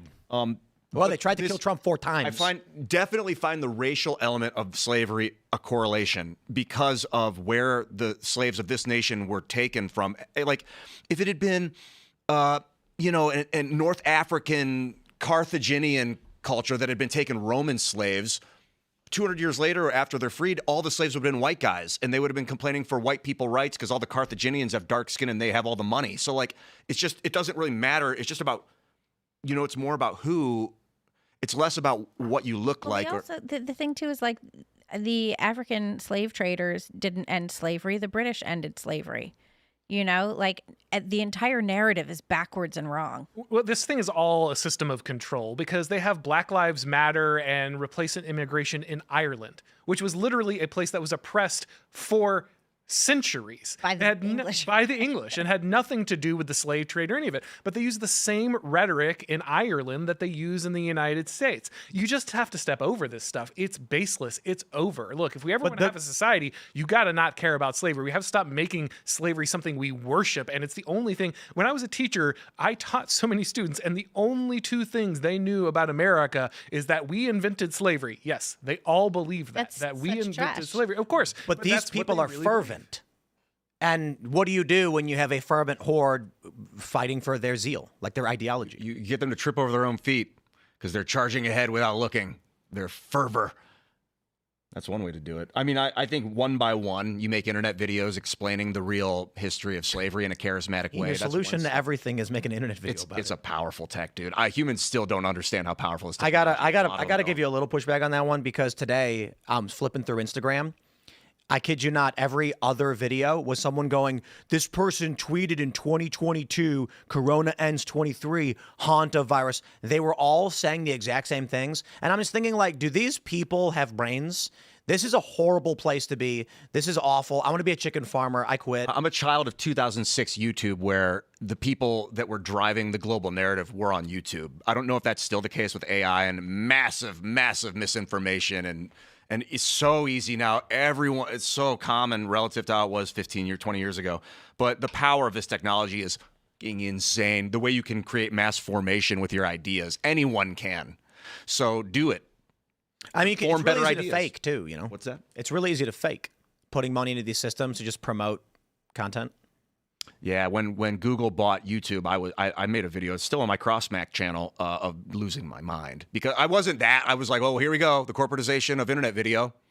We had it for 2 years. It was the free Wild West from 2006 to 2008, but then people started getting paid, and Well, it's also the tyranny of algorithms. Like, eventually, there's just a maximal way to game the algorithm. Only one way, only one set of news stories, only one way to master the news cycle so that you stay on top. And then everyone just converges on that strategy. The best practices become the only thing that dictates what people cover. My hypothesis was to create the news by doing a more entertaining show than whatever's out there. Well, I will say that actually we're reverting back to the you will get more views doing news production.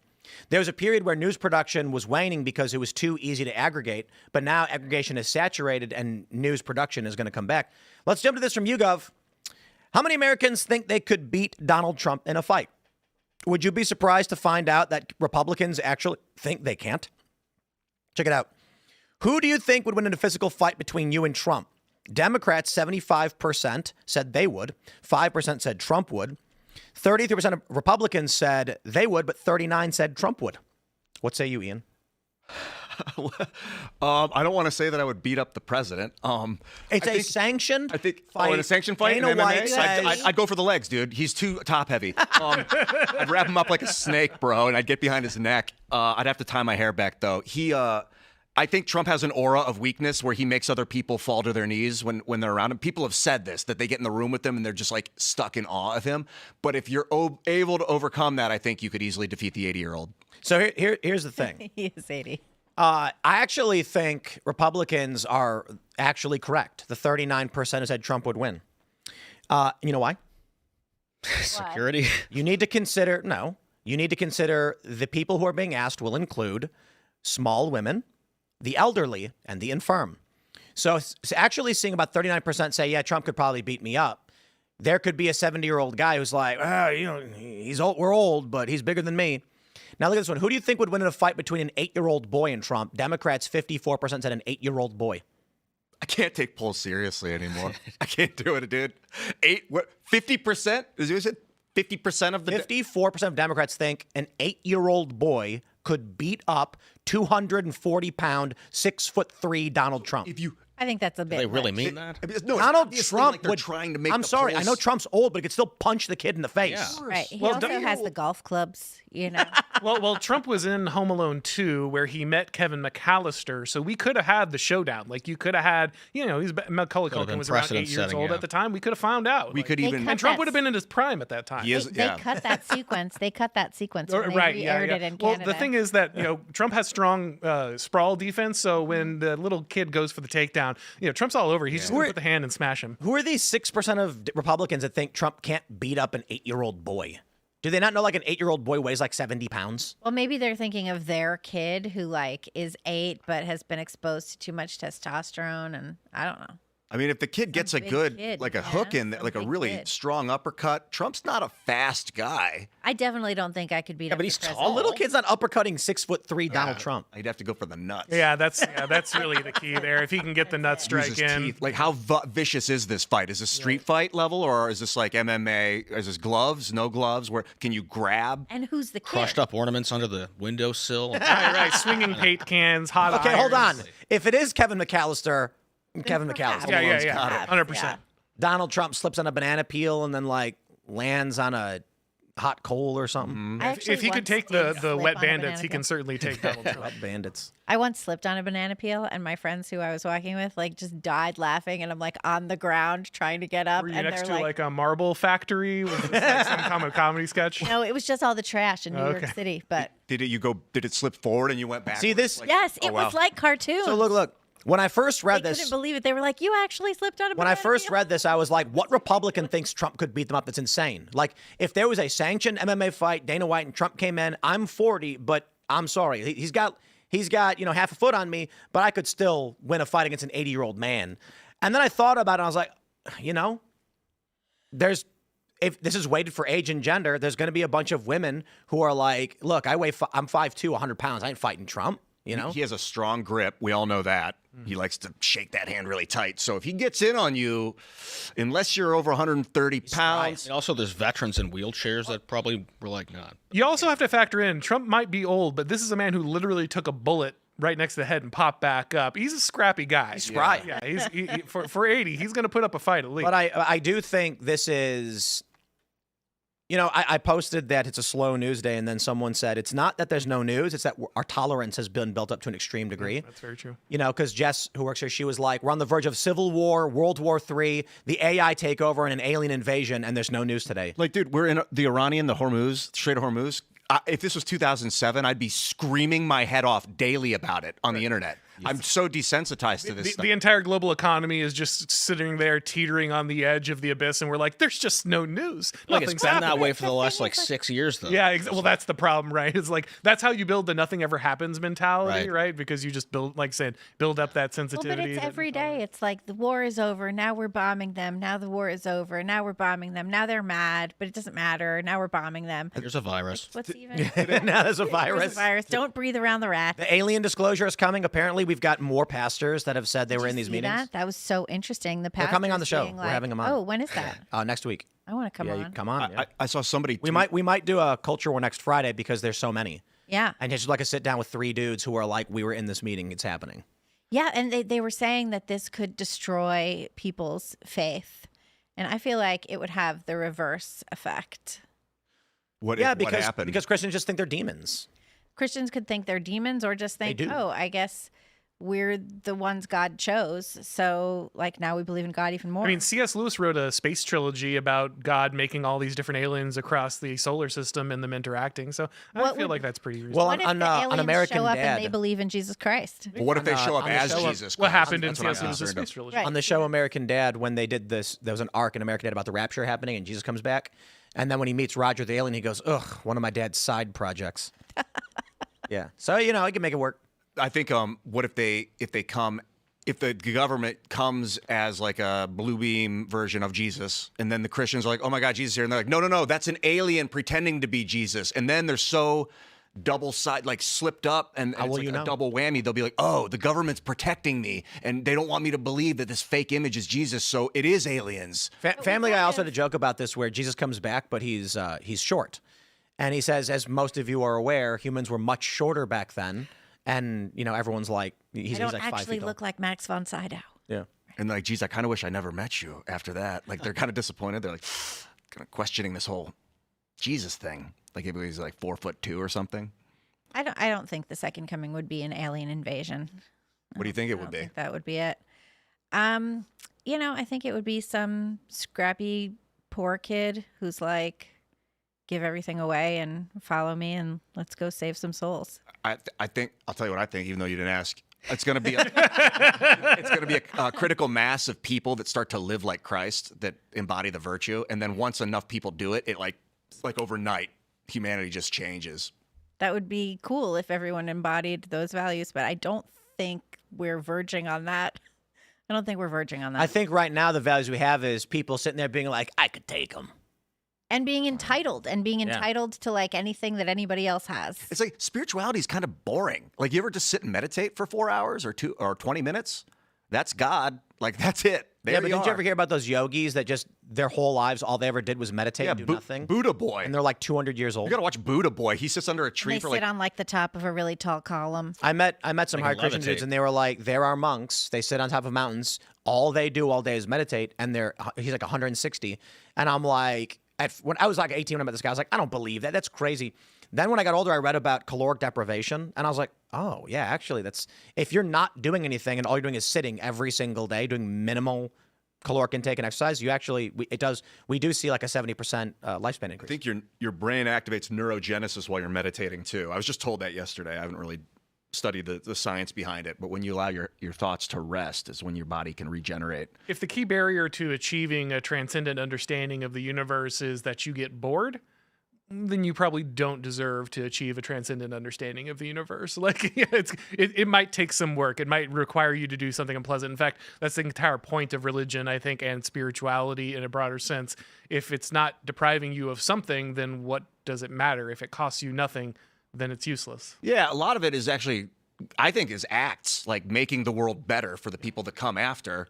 People have already, but I mean, that's like the most godlike thing you can do is enhance the human. Pick up your cross and follow me is literally Like, meditation's so powerful because it like lets your emotions go away. You can have thoughts without emotion, but it's so boring I mean, it's kind of nice once you get into it. It's like really relaxing, really like it feels really good. But compared to like going bowling, like stimulation, watching things fall, making noise, TV, all that, electricity, and how do you wrestle humans away from that and to willingly go back to nature? What do you do it? I mean, I go to church, I pray, I read the Bible. How do you pray? I mean, in different ways, I suppose. Sometimes it's alone, sometimes it's corporate, sometimes it's in a quiet place, sometimes it's in nature. It really just depends. I used to be like, please, God, give me bring me patience. Now I'm like, thank you for giving me patience. Yeah, you absolutely need to carve out a moment of thankfulness and then supplication for others. That's key. I mean, the Lord's Prayer, the one that Jesus put together, is pretty good about this. It's, hey, please don't lead us into temptation. Please help us to forgive other people. Please help others. We appreciate what you've given us. Here's our gratefulness. All the hits are there. It's not really it's a pretty good roadmap. But as opposed to like, please bring these people what they need, saying, thank you for bringing these people what they need before they even have it. And then because you're glad that they have it, even though they don't yet, they get it.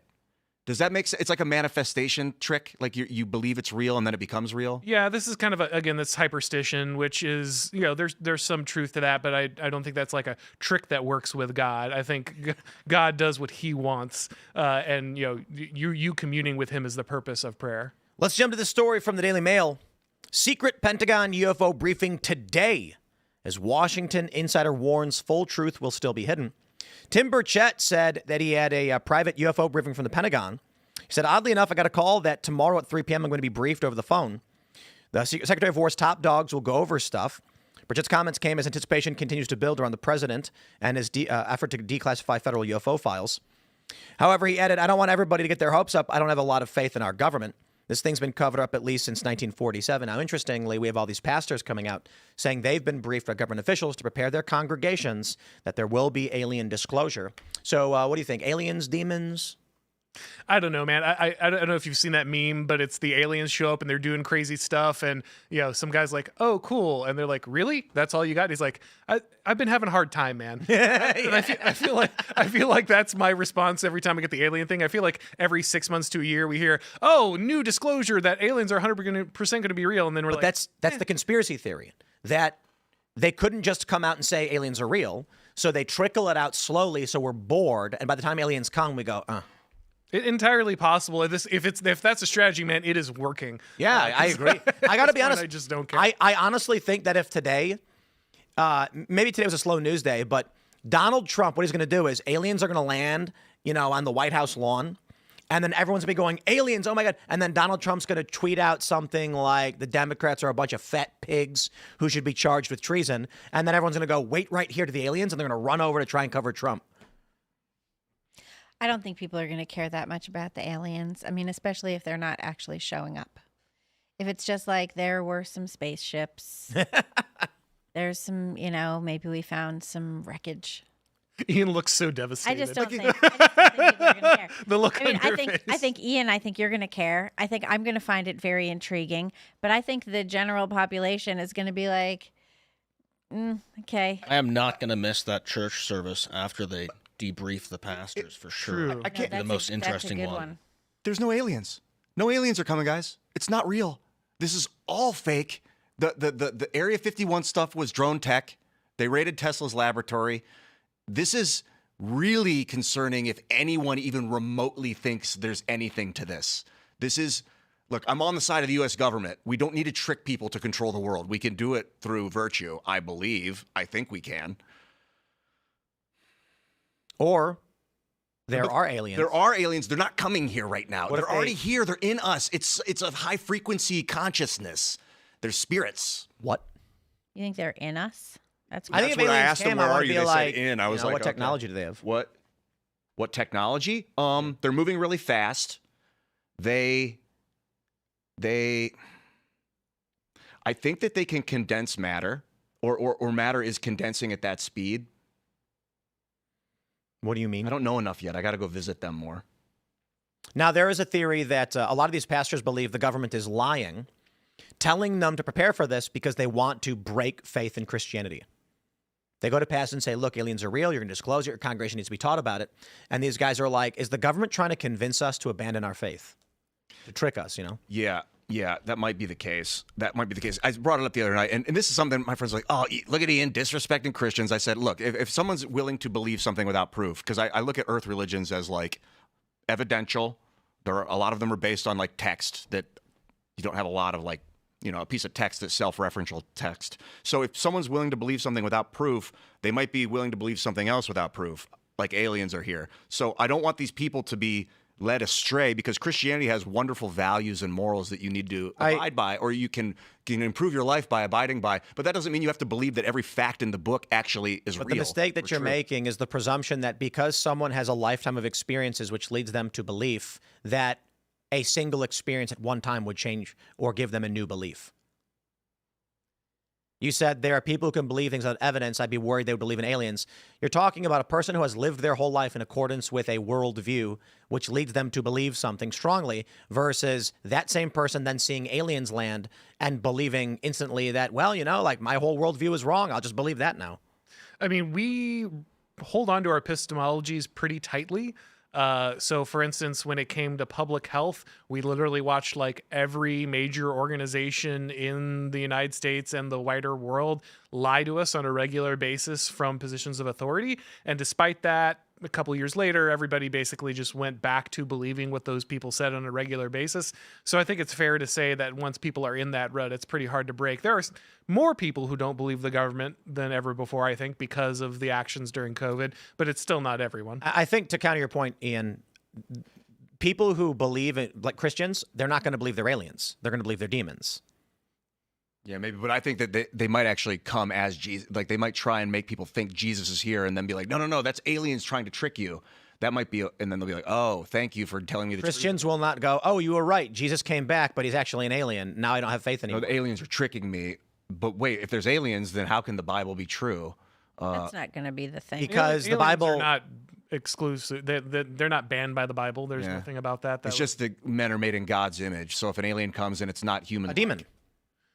Image doesn't mean like his literal physical image. They don't mean that like God has two physical arms and legs in the same way that a human does. Though obviously Jesus did when incarnated in that way. But what does it mean exactly? I mean that you have the ability to see what God sees, or not exactly see what God sees, but to experience free will, to understand the world in a way that no other being in the world does. I mean, I guess there are people who could argue that yes, they did mean in a little physical, incarnation way, but I think most people understand it as more of a spiritual image of God and not a like actual physical resemblance to God. The other reason I believe that they are potentially targeting Christians, like you mentioned earlier, Tim, is that if you can break America's founding religion, as much as heat as it's taken, especially for the last 40 years, with the internet getting sloshed by the globe. But like, if you can break people away from that and question that they'd toss the morals aside. And if they toss the morals of Christianity aside, I feel like we've lost. If you lose the ability to have like patience for your enemy, you can destroy your enemy without hating him. When you hate, you get blinded. You get lazy, you get diffused. You need to maintain these virtues to win a war in a lot of ways. You're right. What we need is a great flood that just, whoosh over the whole planet. No, he promised no more water. You have to use fire this time. Oh, okay, all right. I know that wouldn't be God because he promised. Yeah, you got a rainbow out of it and everything. Yeah, but the rainbow's been subverted, so. That's why the fire comes next. I say this to Christians when they're like, they're using the rainbow flag, and I'm like, why would you let them? Like, Christians should all start using the rainbow again. And then all these Progress Pride people are going to be pissed off. So they said that it's a fire. Is that supposed to happen in the Bible? They say a great fire is coming? I'm making a joke, but there was literally a promise that God would never flood the world again, and that's why the rainbow appeared in the story. God's covenant. So if he can't technically use water, then, well, there are other options. And fire, what about fire is one he's used before. He could use liquid methane. It's very true. I mean, superheated gas, which is fluid, but it's not water. Just liquid methane? Yeah. Just be liquid methane would be liquid methane. You mean like endless techno, or? That would technically be a flood if it was liquid, I think. It'd be very cold. You can flood a system with gas as well, so it wouldn't be a gaseous attack. or conundrum. Volcanic ash. There's so many ways to destroy things. And I think the flood was preempted by firestorm. Aren't there a bunch of plagues also? Well, that was with that was Moses. He brought them to Pharaoh. But they didn't like wipe everybody out. Right. I mean, well, the firstborn sons didn't do That so was well. a pretty big but, deal, yeah. Did the Christians actually have a rainbow as their symbol for a while? Well, the fish, I think, was the most famous one. You completing the fish to signal that you are a Christian. You know, the fish that you see people drive around with a car on. I think the original story is that they would draw half the fish in the the sand, and they draw the other half, and that's how you would identify. Because you I get don't know if killed if that's you- apocryphal at some level, but yeah. It's because they were hunted down. So, like, in order to secretly show Right. someone you were a Christian, Exactly. you draw like a curve, and they'd be like, "Yeah." Oh, wow, I didn't know that. That's pretty cool. I feel for you guys. I don't know who I'm talking to right now. You Christians out there, you lovers of God. I don't know, dude. I love God. I love. Uh-huh. I think it's redundant to say God in that sentence. I love. I am. No, that's what God said. No, that's what God says. Yeah. You guys I am are- God, and so are you. You guys have seen the story that like all these concerts aren't selling tickets anymore? Yeah, that was interesting. I think everyone's bored. I think their brains are fried. I think they're overstimulated from AI and the internet. And it's literally like if someone just you ever have like you eat like a bowl of ice cream, and then after you do, you like go to take a sip of like a Coke or something and it doesn't taste sweet because you just Just ate that. or like the other way around or something, like you've stimulated the sweet so much you don't really taste it. I think that's where we're at right now, like I think culturally. we're definitely overstimulated. Although, it was a good concert. It was Phil's concert. I saw him in Philly with Lisa, and we had a great time. Phil in Philly. Yeah, it was really That good. was Already sounds he had a fun. great show. We saw Phil's show in He had Baltimore. a killer show. Lisa crowd surfed. It was She fun. did. Yeah. And she's like 80. I saw Charles crowd surfing too. Hi, Lisa. She's losing. She's gonna text me. No. Lisa's not quite 80. No, nowhere close. Yeah, man, make art. Phil's doing it. He's living the No, it was great. solution right now. He's It was touring so with his fun band. to it was like, oh, I'm gonna go see my friend play a rock show. That's awesome. We keep making this AI music, but I And feel we had drunk pizza after. It was great. that sounded fun. So we got redistricting stories. Let's just do this story right here. I saw this viral That's post. the thing with concerts. I'd be happy to go to concerts if it was fun. So we've got this viral post: red states versus blue states. Where the money went. It's actually very fascinating. Red states are bringing in trillions, and blue states are dumping trillions. It's almost one for one. 160 billion from New York is what it Yeah. looks like. Yeah, and now was that group like Apollo or whatever, big wealth management or whatever, said they're leaving. Citadel. Ken Griffin. Citadel? Yeah, well, Wait. Ken Griffin said he's actually leaving now. Well, he said he's doubling down on his whole Miami thing. So we'll have to see if he actually leaves. That Wow. was wild. I mean, could you imagine the mayor goes to your house and starts saying that you don't deserve to have your house? Why would you want to stay in that stupid town? Not only that, but it's an investment property that funds a bunch of jobs in a building, and And he had a $6 billion project going into Manhattan, and now he's like, maybe not. Maybe we'll just move. $6 billion. $6 billion. Yeah. Wow. So what do we do when all these states collapse and all the red states are all nice about it? We put up walls. Yeah, you need border control, but for blue states. Yes, Yeah. we need border control. We need walls. Remember when they were tolls. doing border checkpoints during COVID? Yeah. People were trying to flee New York, so Connecticut set up barriers, and they were like IDing people. Well, they should have just gone to Jersey. Jersey didn't have any walls up. Yeah. No, No, but Jersey's a peninsula, Yeah. so you get stuck. That's why we left. One of the reasons. You left Jersey because it was a peninsula? We were buying the property in we were buying the castle. Yeah. And we decided to leave before it was done or ready because we were like, they were talking about shutting the bridges down. And I was like, if they shut them down and we are trapped on this peninsula, that'd be terrifying. We should leave now and go inland. And even so, where could you go? Delaware, New York, or Pennsylvania? I was banking on Ugh. Texas. Oh, no, if you're in Jersey, you can't go anywhere. That's what I'm It's saying. a peninsula. Yeah, because You can go up. right, but the bridges. I'm saying Right. just the bridges. Yeah, you're trapped. You could go to New York, Pennsylvania, or Delaware. Not great. Not. that's why you great need the options. escape yacht. Like a Bond Yep. villain. Like a Bond I villain. wouldn't mind an escape yacht. That sounds fun. As long as there's no other people on it and no rats. Yeah, you don't want to get hantavirus. I was thinking about something else. It's off topic. No, I'm just kidding. I'll keep going on topic too. I've just been practicing how to gather electricity from storm clouds, but we could talk about that at a different time. You Oh. and Ben Franklin. Uh, There's a the thing here too is like in West Virginia, because I was looking at West Virginia because here we are, in West Virginia. West Virginia had a 19% increase in population last year, but it doesn't look like they. Yeah, made a but ton of money. only in the Eastern Panhandle. Right. It's all the libs fleeing their failed policies. Yep. Yeah, we have to make sure they don't vote. I don't know, man. You know, do we like build a wall? No, we just play music, man. That's the wall. The wall is in your soul, dude. We create a buffer of That's Thank right. you, Pink Floyd. I'm telling you, we don't need physical walls. We do need physical walls. That's why we have houses. But in addition to physical walls, you need mental thing. You need things that make people not want to do it. Well, I don't want the libs coming in here and voting out the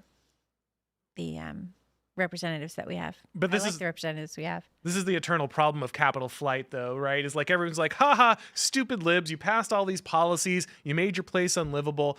Then they move, and you're like, oh, look, our ideas are And you're better. like, and I then need the they garlic and the cross. yeah, they just bring their ideas with them, and they just go through the same cycle over and over again. I think you should have to live in a state for 3 years before you can vote. I'd put that much higher. I'd And put that at like 10, spend 15. $100. But that's Okay, actually really not a bad idea. Because, I mean, it's voting now. I've been in the state Voting for a should couple cost of money. years. That's called a poll tax. Yeah, Unfortunately, you're that's not allowed to. unconstitutional. You're not allowed to do that. No.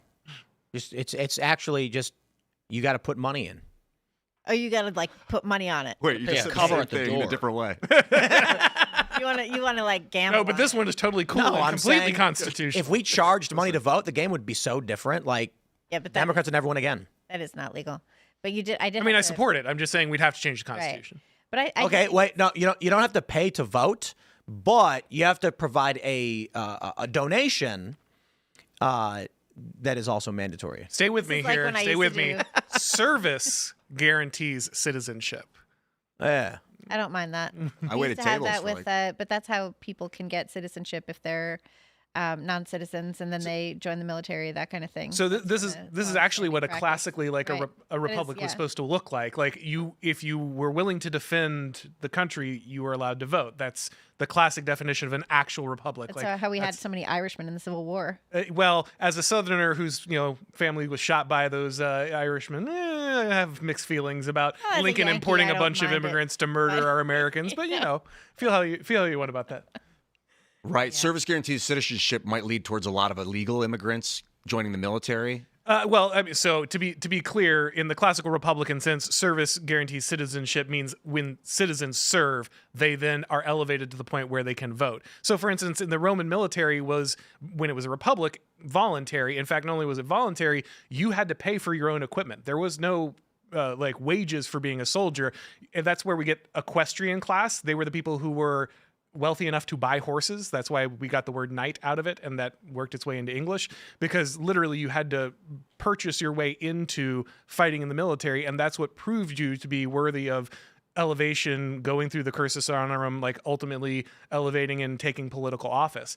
That's the classic understanding. Machiavelli had the same understanding. He said all republics need to have their own citizen soldiers. They shouldn't have any other standing armies or any of these other people who get hired. Like that's where it should come from. So you don't want to bring in a bunch of outsiders, because that's also how Rome fell. They started paying a bunch of immigrants to be in the military, and it turned out that actually if you hire your entire military from a bunch of Gauls who are moving in, they don't actually care about Rome.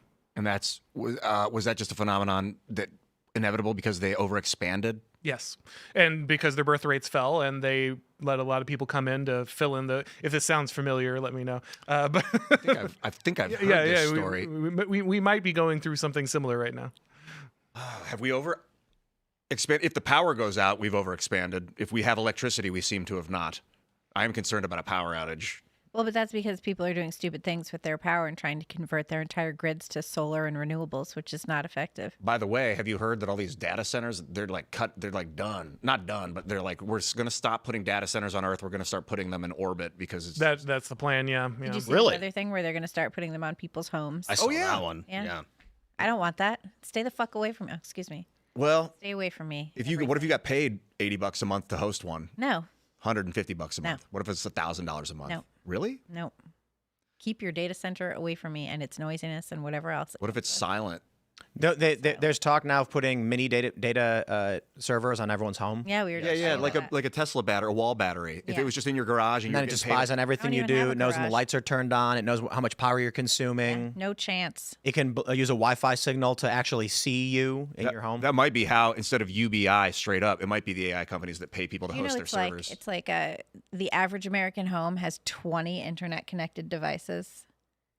Yeah, that sounds right. Especially as you start turning every appliance into a smart. I Yeah, started like our counting. toaster, I have you know? 9. I have 9 internet connected devices. Oh, wow. Washers, dryers, I microwaves. don't have those. When I went to refrigerators. buy my washer dryer, they were like, "And this one is smart, and it tells you when you need detergent." And I was like, "I will pay you extra for the dumb one. Right. Just give me the dumb one." Yeah. I don't want the fridge talking. I don't want the washer dryer talking. I want a toaster that you pop down. And you Oh, I want a car that doesn't shut itself off when the Nope, government wants I want to kill none me. of this. Yeah. None of it. Switches are crazy. I How don't is this? want any of that. How is it possibly reasonable to have that in your car? That's so crazy. Between that and everything being an electric car, like we literally talked about this Ah, a year or two ago. I hate that it. they were going to be able to commandeer your vehicle. They're doing it in the UK. They're charging people extra tax based on how much they drive in their electric cars now that they are outlawing entirely gas cars. Why? Wow. How is this possible? Like, why would you ever buy a car in the UK? I mean, not that like the rest of the UK, even if you don't have a car, you have some kind of civil liberties, which you don't. Absolutely out of control. I mean, eventually they'll charge you for driving a car that you can actually drive. Like they'll charge you a premium because you're endangering everyone because you're not letting AI be a Well, the safe thing that driver. you and have use to it do, for you. you Or just have to, insurance is going to go up. Yep. They're going to say, listen, there's very few insured drivers these days. Your insurance rate's going to be $3,000 per month. Drive, of course, you're allowed to drive your own car. Like a wealthy luxury to be able to drive your own vehicle. Oh, kind of what thing. hell they are turning everything into It's the that was tech. once good. What could be better than that? A technocracy. What could be better than a technocracy that we're headed Everything, towards? literally anarchy would be better than a technocracy. I don't. No Communism. law, no rule. Nah. Would you rather live in a communist dictatorship or technocracy? Oh God. You said the same thing twice. I know. Well, that's what I'm no. I mean concerned like an industrial revolution era Soviet communist dictatorship or a modern era technocracy. What about like that? I'd say thing that- technocracy easy. Yeah, I What would do about yeah? I technocracy mean, as what well. about like As long as my hiding out in communism the is woods, gay, space, and luxury, it's fine. You know, Gay space and luxury. sounds terrible. Gay space and Sounds Gay space, luxury, communism. terrible. It's a joke You know, I come of like on the this future. show and then I spend like 2 days being like, oh my goodness, is everything in the entire world going straight to hell? No, it's just going towards a technocracy.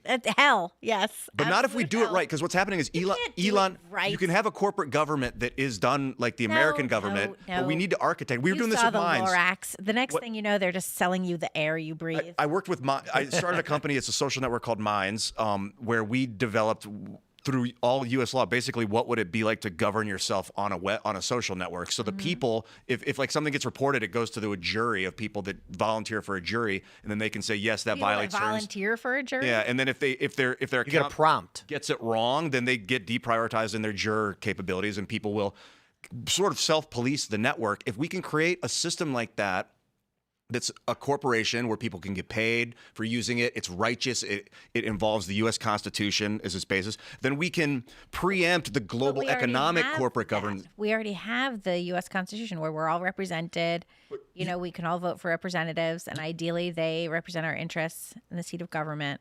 But the World Economic Forum is talking about corporate governance. They want to move away from national governance to a corporate Yeah, but who governance. cares state. what they want? They're not American. They don't have anything to do with us. They suck. I don't want any international law. Well, they do have stuff to do with us because they're running the banks. Right, and we should lot not of be them. in debt to any of these groups at all. I understand the ideal. I understand ideally it wouldn't happen, but the reality is it's moving in that direction. So unless we break the system and fall into tribal warfare, I think we're headed towards a collective unification. Oh, and it's we need terrible. to do it right. We need to do it in the American guise. We're not going to do it right. It's going to be terrible. So I wrote a book about this, and what we're pushing towards is this. China is what NS Lyons called the China convergence. Like everyone is arriving at the solution you're talking about. You can't govern people at scale with the systems we want without basically just triangulating on techno-fascism. Like that's basically where every government has to go. So everyone's going to dress it up in different cultural requirements. We're going to use, social scores of one kind in China and different in the United States and different in Europe. So But that's the ultimately- word for it, techno-fascism. Well, no, they wouldn't call it that. But functionally, what we're talking about about is state control, entire state control of ideological understandings of the world through technocratic means. Like that's going to be where everyone's going. And so that's why everyone is implementing censorship of the internet right now. That's why everyone's trying to tie bank accounts down. That's why everyone's trying to make sure you can't drive in your car. That's why, because the only way you can take diverse, large groups of people and govern them at scale is through basically technological tyranny. It's the only option. And I identify with self-governance. So I don't want someone else to govern. I want to govern myself with others governing ourselves. So I see like a mesh network where everyone has their own social network that's connected to every other network, and everyone has their own cryptocurrency tracked with their person that they can pay people for, and people can buy things from them with discounts if they use their own crypto. So it gives your inherent crypto value if you do things. And then you can decide the rules and regulations of your own network. People can still access your network from their system where they have their own rules. And if they want to ban your stuff from their network, they can, but they can't ban you. You have full control of your own network. So it's kind of like techno republic.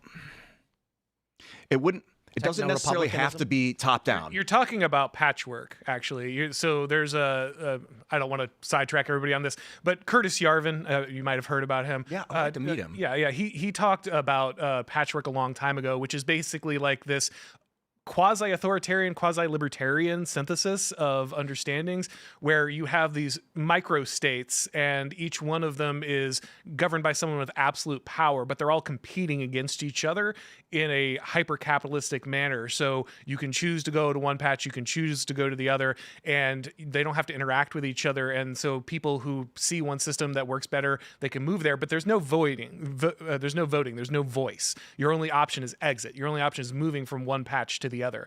And this allows you to kind of basically choose what forms of government and let them compete against each other for people who are ultimately going to be most valuable by producing the best systems, while still having like this high degree of autonomy, but again, none of the incentives that like destroy democracies by like handing out a bunch of stuff and getting power through votes. Yeah, I like that because your vote is where you go. What Correct. you decide to do with your time is your vote, and then it would create a market of terms of service. Whoever has the best terms of service, that's where the people will go. Think of 1,000 Singapores where like, yeah, hyper-capitalists, a lot of people want to live there, but also if you spit gum on the sidewalk, they're going to cane you, and if you bring weed into the country, they're going to kill you.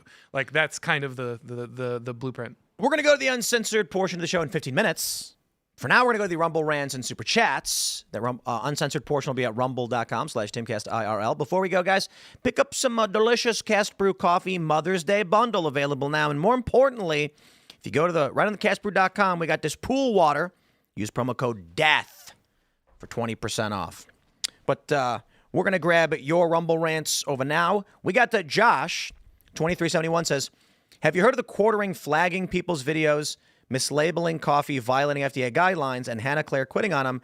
I've not heard any of that. I did not know anything about that. No, nothing. I just remember when he got famous for Magic the Gathering controversies. Oh, yeah, he got like banned that's from a what I bunch of knew things. him from. All right. HS Disturb says, freaking shiny hunters hacked Canvas, and I'm freaking out because my daughter is finishing high school through a school that uses them. She's freshly 18, and I don't know what to do. Advice. What is that? Wait, somebody hacked Canvas? What is that? Canvas is the program that is used by all Like a schools. PowerPoint thing? Not exactly. Oh. That's Canva. That's Canva. Oh, sorry. Yeah. No, Canvas is like The all, Mediterranean food place where you like. it's where all your grades are. It's where your teachers give you assignments. It's like it tracks everything. It's My where- conspiracy theory is that everything is going to get hacked and published online, and that is going to be the mechanism by which they usher in technocracy. Because everyone's going to be like just staring at each other, and there's going to be a bunch of journalists with like weird tentacle stuff on their hard drives. gross. And it was fake Well, that was actual guy I'm referencing. You know what I mean? There was a tentacle guy. You don't remember that guy? I That just anti-Trump remember, guy like, took a picture of his screen and had Jeffrey Toobin. tentacle stuff on it. You don't remember that? I don't remember. I that. remember Kurt- that, but I don't remember Kurt who something? it was.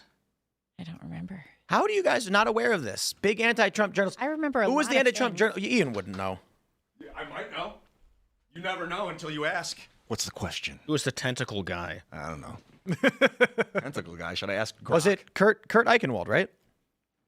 Was that the guy? Josh knows. You want me to ask him? He knows everything. I think. Whoop. Journalist distracts from Comey hearing by defend. Yeah, Kurt Eichenwald. Yeah, he was the anti-Trump Oh, guy. yeah, 2017. That's yeah. literally before I started paying attention. Huh. That's why I don't. Wow, you missed a heck of a news cycle. He posted a screenshot of his laptop, and then like people noticed that one of his tabs was like weird tentacle stuff. Oh, like tentacle porn? Yeah. Ooh. And he was like, "No, I was just showing my wife." And everyone, "Wait, what?" He's like, "Yeah, I was explaining to her That's that so it much existed, better. and I was going to show her." Right. It's like, What if he was being bro. honest That about existed that? for a long time. They had a bet. There was Lord of the Overfiend. I remember is- what? watching that When? in college. What is it? What? It's awful. What is that? And why were you Weird watching it? Tentacle thing because we were all I don't. Wait. She was a Whoa, freak in her youth. we were all tripping on acid and we were watching Lord of the Overfiend like you do, and then we switched and started watching. Pornography. No, it was a cartoon. Yeah, no, that's not what we're talking about. Tentacle? Okay. Yeah, the weird tentacle stuff is like he's looking at comics of women being captured by octopuses. I'm pretty sure that's what this is. It was creepy. I think it's because octopuses are smart. Oh, it's octopi, isn't it? So it's kind of like sexy, because they're intelligent. They know what they're doing. Yeah, And then we that's what switched it's and all started about, the watching Apocalypse intelligence. Now. Suction cups. Very weird. It was very weird. It Sapiosexual. What's it? was very weird. Yeah. People. That one woman who's hooking up with the dolphins. So I don't know. What was the deal with the kamikaze dolphins? Oh, apparently we have the best kamikaze dolphins in the world, and Iran definitely doesn't have them, according to Pete Hegseth, I think. Yeah, it may be true. I don't know if they've trained dolphins to work. The CIA has trained dolphins to work with them. I like that we're just racing towards Aquaman technology. Like, Oh yeah, I want to see There was one of this those. crazy book by Kobo Abe, this Japanese writer, called, I think it was called Secret Rendezvous. And it was about how Japan is evolving human beings to live underwater. Really? Those Polynesians could swim. There's I've got questions for you, Libby, but let's grab some more of these Rumble rants. I went to Sarah Lawrence College. That's the answer for your. Rowdy Racer says, in keeping with tradition, my wife and I are in the hospital waiting for the arrival of our baby girl. Yes. Nice. Congratulations. Congratulations. Babies are great. Nice job. My daughter she's had mama before and stuff like that, but now she's figured it out. So now all she says is mama because she gets whatever she wants. There you go. Yeah. Yeah. She just stands there and goes, mama, mama, mama, mama, mama. And then my wife is like, She's been Pavloved. well, it's like right at Mother's Day too. Oh yeah. Nice. But I she would say it sometimes and then not. Now it's like, hey, call mom. And she'll say, mama, so yeah. Yeah, you got to All get right. ready for the day when that won't work anymore. Let her know ahead of time. One day. What do we got here? Snozberry says, Plague Inc. Oh my God, the hate it for have Greenland, Iceland, Madagascar. The hate It's you hard to have for infect it. those islands. I think that's what he's talking about. That's why you always had to make sure that you went for boats to get those hard to reach places. Mm-hmm. Then, you know what was really annoying about the by game? When they would birds. mutate. And it would automatically mutate to a very deadly thing. And you're like, Yeah. stop, no, get rid of that. Because Yeah, then they're going You to. could play as like a bacterium, a virus. You could play as the brain things. What are those called? Like a prion, and every one of them functions differently. And Oh, prions are very different. prions. I only ever played the pandemic, which is the other way around, where you have to cure the. Right. They made that after Cure, COVID or that's the whatever. expansion. Ossery says, I love Tim and Ian. They keep bringing up my favorite game since '93, Civilization, which both of my sons play now, and Plague Inc. that I play every now and again to this day. Civilization, except for I don't know what was 5 the last good one. Well, 6 is pretty good. I haven't played 7. Wait, no. What's the new one? 7? That's what everyone's complaining. It's like, I've played 5. yeah, and it's not 6. done. They need to make Civ. If you guys No, are there's no listening out there, Israel in it? You need to make a Really? Yeah, it's kind of weird, isn't it? the next Civ. Please break the mold. You got to make it 3-dimensional where you can go up. So it's like a 60-sided cube or like a hexagon. So you can go up or down. up? So you can go up into the air with planes. You go higher into the air. Oh, or I see what you're higher, saying. Or underwater or underground. Like that will take Civ to the next level because they're getting redundant. And there's so many better 4 times. Well, Civ 4 is all you needed. Civ 4 is phenomenal. All you got to do is keep patching with new technology when it comes out, Thinking representing today, real you life. can win by religious victory, cultural victory, scientific victory, and military victory. Yeah. Are there other ones? No, I think those were because they added the religious one later on.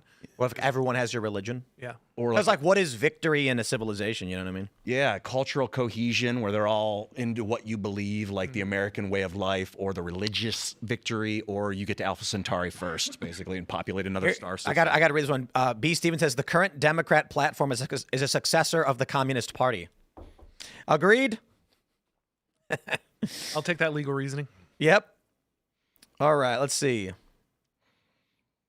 What have we here?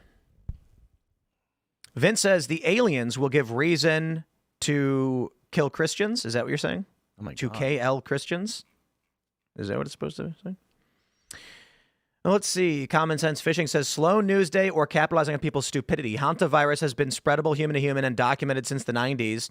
No, not going to be a pandemic, etc. Andy's strain, been known, duh.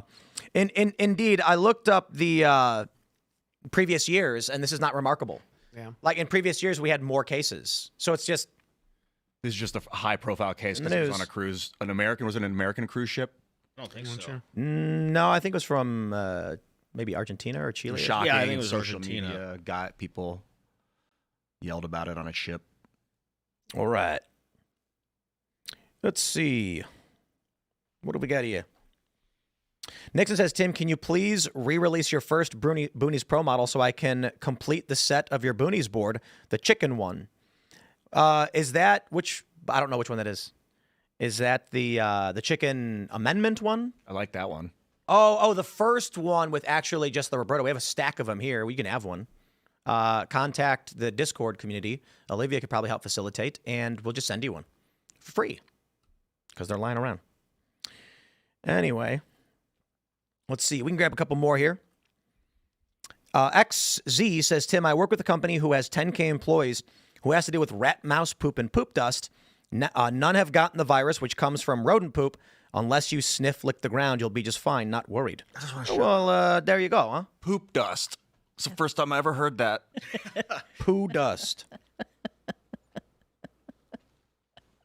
You no one's worried about poo dust? I am now. Well, we have chickens. Poop dust. And chicken poop dust is an issue. Yeah, nasty. I used to breathe Because it the in. chickens poop everywhere, right? Yep. Walk around and then they'll go like, and then it just flies up in the air and you go like, Oh, God. smell that beautiful country air. Yeah, that can get overwhelming. Yep. What do we got going on? We'll grab a couple more here. We got a few minutes. Poop dust. James says, I'm a monarchist. I think having a family who can be voted out of power would solve the problem with both systems. Wait. So a king who's impeachable. So this was actually Alexander Hamilton's idea that the presidency would basically be a lifelong monarchy that would be elected when the monarch died. So basically, you would always have a president who served for his entire life, and then you would elect a new one when he passed. Oh, that's an interesting idea. Elective monarchy. That's actually an old version of monarchy. Yeah. Yeah. But that also means that it's like it's literally a once in a 3 generation Exactly. affair. Yeah. You have an election every 20, 30 years. You better believe that the king is going to try and control that his successor no matter what. So that's the danger of having a guy in power for 30 years. Unlike our current system where Barack Obama definitely would not have influenced an entire presidency to which he could have not been elected, right? Yeah, it'd be crazy if he that would be supported Biden insane. or something. Right, yeah. All right. What is it? Nick says, maybe everything in CVS wouldn't need to be behind plexiglass other than the sunscreen because some people can't be better. Have you guys seen the viral video where it's a black woman complaining how racist the store is because the white foundation, the paler foundation, is in the open and the darker foundation is sealed away? No. Heard And about she's it. like, this is proof. You know, she's like, white people don't have to grow up like this. And it's like, you understand they put those things there not because they're like, let's be racist. It's because the inventory system says where it has to go based on what shrinkage. Is that what it's called? There's always that AI. that AI subtle is telling hint you. if you walk into a liquor store where all the Hennessy bottles have the the theft control device on them, and all the $200 Scotch bottles don't. All right. Orion says, my wife is Christine Sarmiento. Is that what he said? She is running for governor in California as a no-party candidate. NP candidates are ignored by the media. She's a public health nurse for downtown LA and can speak on the hantavirus, COVID, hospice, Skid Row, and fraud. Ah, well, interesting. I think we're gonna have Spencer Pratt come on. Oh, that's cool. Yeah, and I reached out to him. He told me that it was actually one of our Discord members who helped make his videos. Nice. I don't want to speak out of turn because I don't know exactly who did what or what it was, but apparently, he's well aware. He's crushing. He's fantastic, by the way. And he's not like some hardcore conservative, right? He's like an LA guy. Yeah. Lived in the Palisades. He's like a moderate. I don't know. Yeah, he grew up in Pacific Palisades. He was like he lived there. His house burned down. His parents' house burned down. Yeah. And he was like on reality TV. Yeah, he was an actor, right? I thought I was making this up for a second. Yeah. And it's crazy that we live in a country where they're going to vote for Karen Bass or that, what's her name? Priyathal or whatever? Nitya Raman. Oh, is that what it is? I don't think she has a chance. I think You think Karen Bass is going to win? Chance. That's because people in LA are dumb. But I mean, you look at Spencer Pratt and you see him talk and you listen to what he's saying and stuff, and you're like, no, he should be mayor of my town. Like, he's great.